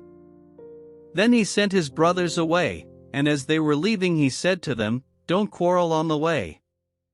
So they went up out of Egypt and came to their father Jacob in the land of Canaan. They told him, "Joseph is still alive. In fact, he is ruler of all Egypt." Jacob was stunned, he did not believe them. But when they told him everything Joseph had said to them, and when he saw the carts Joseph had sent to carry him back, the spirit of their father Jacob revived. And Israel said, "I'm convinced. My son Joseph is still alive. I will go and see him before I die." So Israel set out with all that was his, and when he reached Beersheba, he offered sacrifices to the God of his father Isaac. And God spoke to Israel in a vision at night and said, "Jacob, Jacob." "Here I am," he replied. "I am God, the God of your father," he said. "Do not be afraid to go down to Egypt, for I will make you into a great nation there. I will go down to Egypt with you, and I will surely bring you back again. And Joseph's own hand will close your eyes." Then Jacob left Beersheba, and Israel's sons took their father Jacob and their children and their wives in the carts that Pharaoh had sent to transport him. They also took with them their livestock and the possessions they had acquired in Canaan, and Jacob and all his offspring went to Egypt. He took with him to Egypt his sons and grandsons and his daughters and granddaughters, all his offspring. These are the names of the sons of Israel, Jacob and his descendants, who went to Egypt: Reuben, the firstborn of Jacob. The sons of Reuben: Hanok, Palu, Hezron, and Carmi. The sons of Simeon: Jemuel, Jamin, Ohad, Jachin, Zohar, and Shaul the son of a Canaanite woman. The sons of Levi: Gershon, Kohath, and Merari. The sons of Judah: Onan, Shelah, Perez, and Zerah, but and Onan had died in the land of Canaan. The sons of Perez: Hezron and Hamul. The sons of Issachar: Tola, Puah, Jashub, and Shimron. The sons of Zebulun: Sered, Elon, and Yaleel. These were the sons Leah bore to Jacob in Paddan Aram, besides his daughter Dinah. These sons and daughters of his were 33 in all. The sons of Gad: Zephon, Haggi, Shuni, Esban, Eri, Arodi, and Areli. The sons of Asher: Imnah, Ishva, Ishvi, and Beriah. Their sister was Sarah. The sons of Beriah: Heber and Malchiel. These were the children born to Jacob by Zilpah, whom Laban had given to his daughter Leah, 16 in all. The sons of Jacob's wife Rachel: Joseph and Benjamin. In Egypt, Manasseh and Ephraim were born to Joseph by Asenath, daughter of Potipharah, priest of On. The sons of Benjamin: Bela, Becher, Ashbel, Gera, Naaman, Ahai, Rosh, Muppim, Huppim, and Ard. These were the sons of Rachel who were born to Jacob, 14 in all. The son of Dan, Hushim.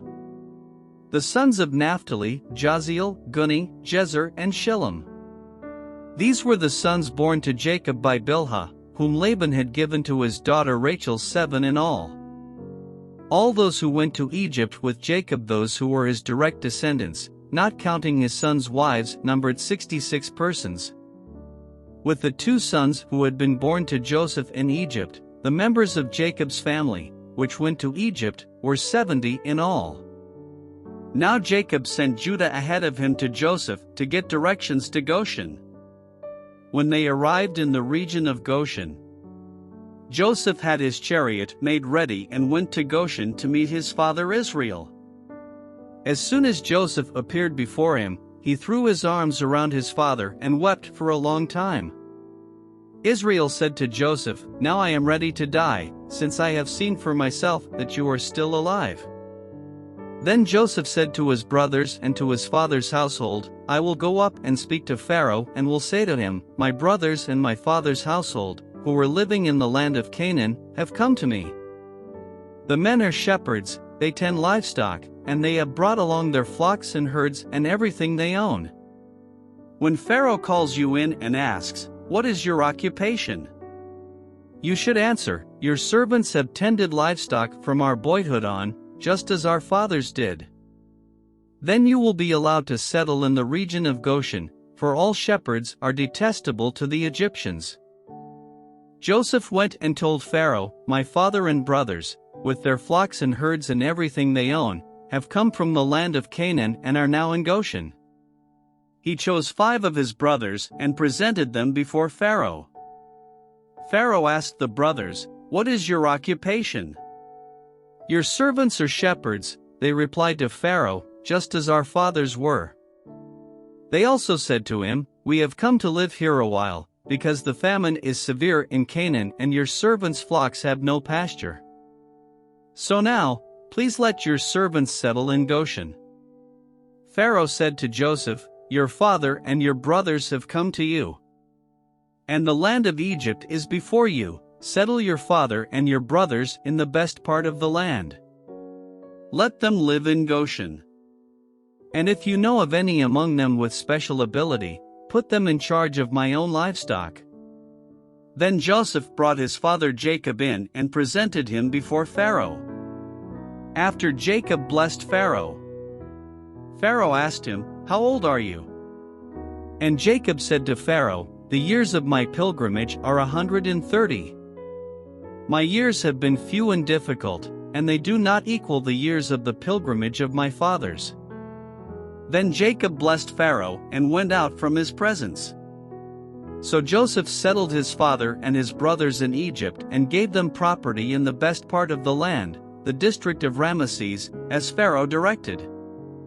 Joseph also provided his father and his brothers and all his father's household with food, according to the number of their children.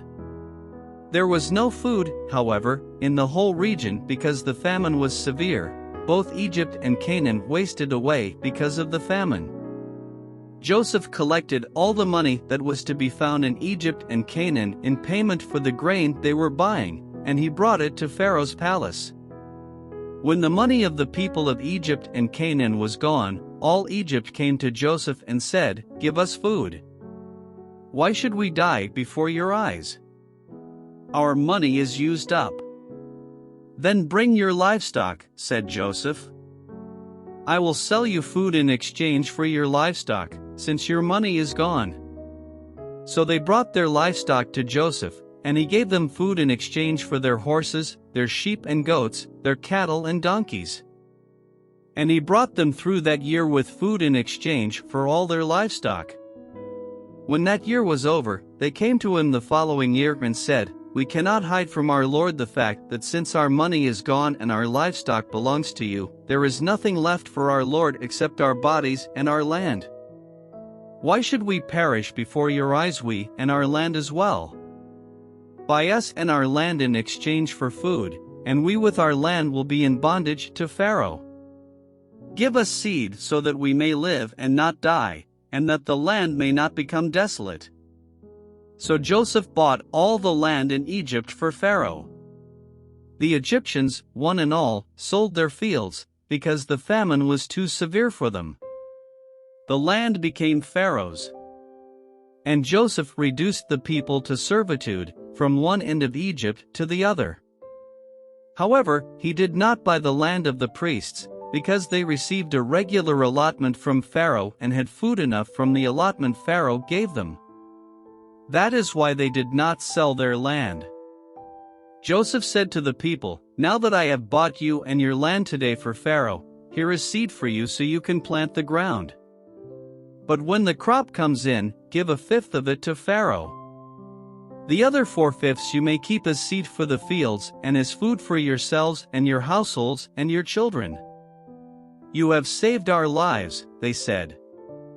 "May we find favor in the eyes of our Lord, we will be in bondage to Pharaoh." So Joseph established it as a law concerning land in Egypt still in force today that a fifth of the produce belongs to Pharaoh. It was only the land of the priests that did not become Pharaoh's. Now the Israelites settled in Egypt in the region of Goshen. They acquired property there and were fruitful and increased greatly in number. Jacob lived in Egypt 17 years, and the years of his life were 147. When the time drew near for Israel to die, he called for his son Joseph and said to him, "If I have found favor in your eyes, put your hand under my thigh and promise that you will show me kindness and faithfulness. Do not bury me in Egypt. But when I rest with my fathers, carry me out of Egypt and bury me where they are buried." "I will do as you say," he said. "Swear to me," he said.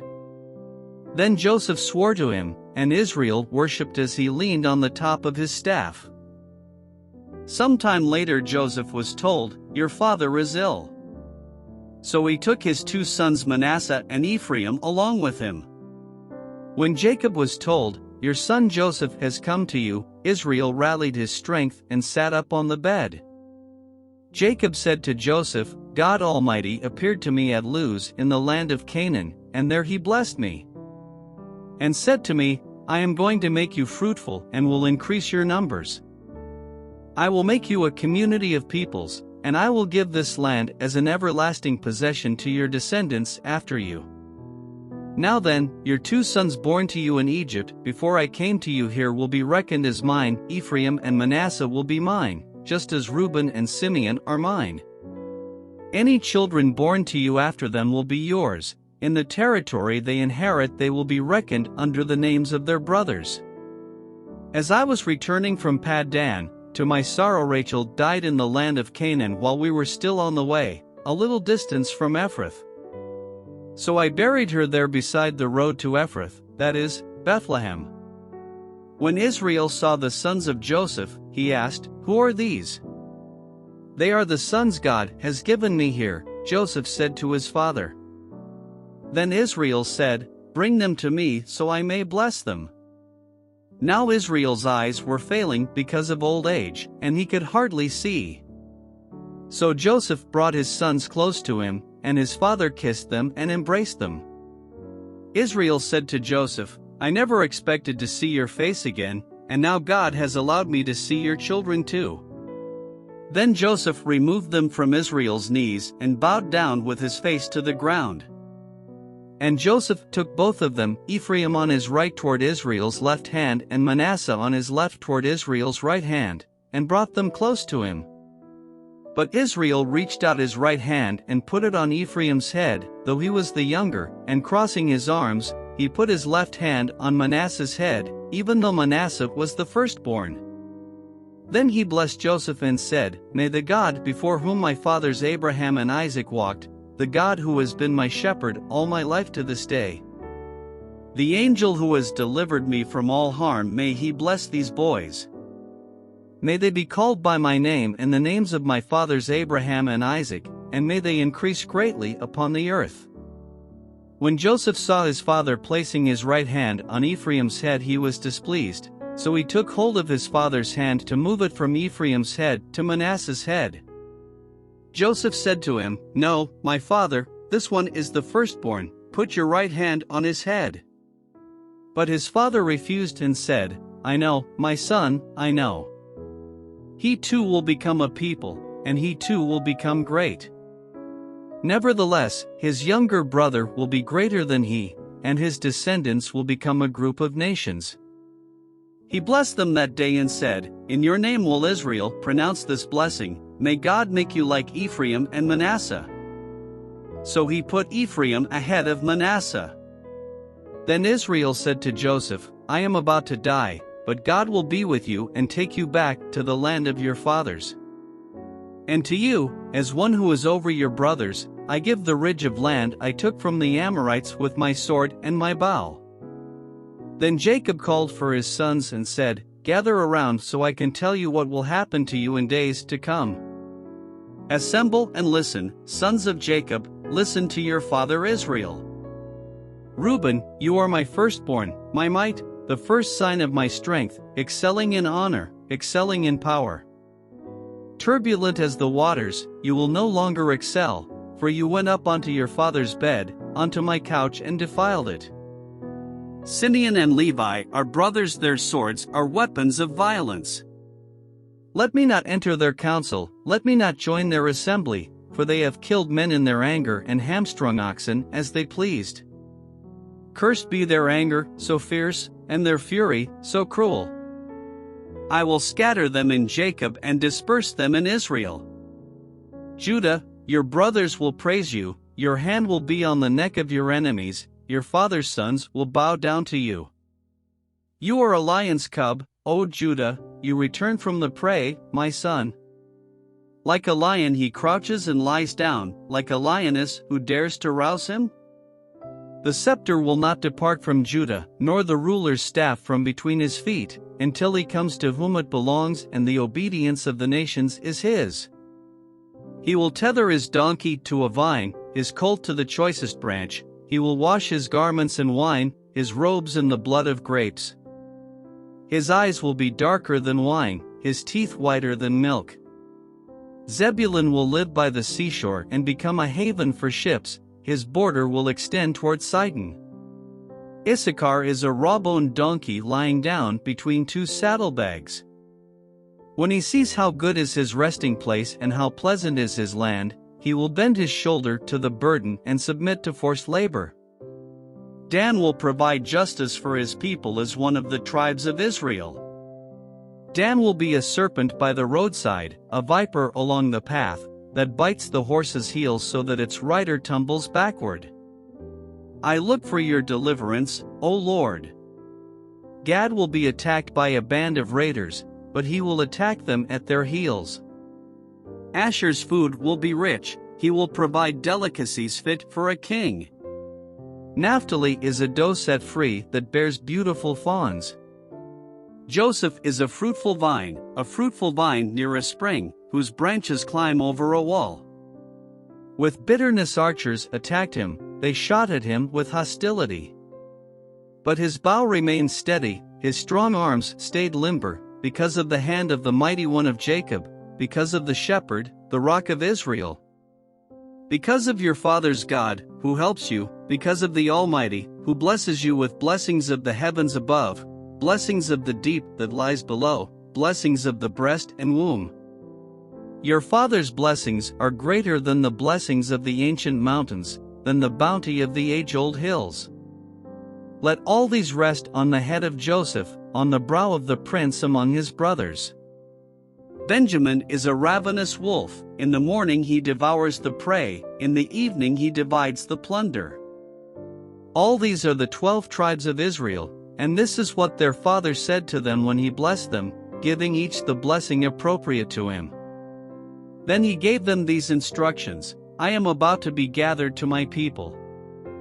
Bury me with my fathers in the cave in the field of Ephron the Hittite. The cave in the field of Machpelah, near Mamre in Canaan, which Abraham bought as a burial place from Ephron the Hittite, along with the field. There Abraham and his wife Sarah were buried, there Isaac and his wife Rebekah were buried, and there I buried Leah. The field and the cave in it were bought from the Hittites. When Jacob had finished giving instructions to his sons, he drew his feet up into the bed, breathed his last, and was gathered to his people. Joseph threw himself upon his father and wept over him and kissed him. Then Joseph directed the physicians in his service to embalm his father Israel. So the physicians embalmed him, taking a full 40 days, for that was the time required for embalming. And the Egyptians mourned for him 70 days. When the days of mourning had passed, Joseph said to Pharaoh's court, "If I have found favor in your eyes, speak to Pharaoh for me. Tell him, my father made me swear an oath and said, I am about to die, bury me in the tomb I dug for myself in the land of Canaan. Now let me go up and bury my father, then I will return."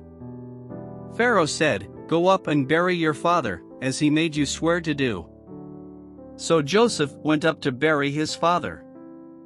All Pharaoh's officials accompanied him, the dignitaries of his court and all the dignitaries of Egypt, besides all the members of Joseph's household and his brothers and those belonging to his father's household.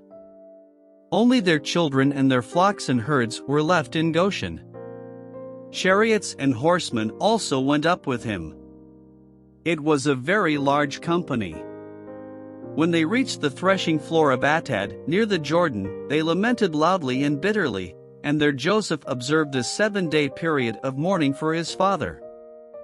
When the Canaanites who lived there saw the mourning at the threshing floor of Atad, they said, "The Egyptians are holding a solemn ceremony of mourning." That is why that place near the Jordan is called Abel Mizraim. So Jacob's sons did as he had commanded them. They carried him to the land of Canaan and buried him in the cave in the field of Machpelah, near Mamre, which Abraham had bought as a burial place from Ephron the Hittite, along with the field. After burying his father, Joseph returned to Egypt, together with his brothers and all the others who had gone with him to bury his father.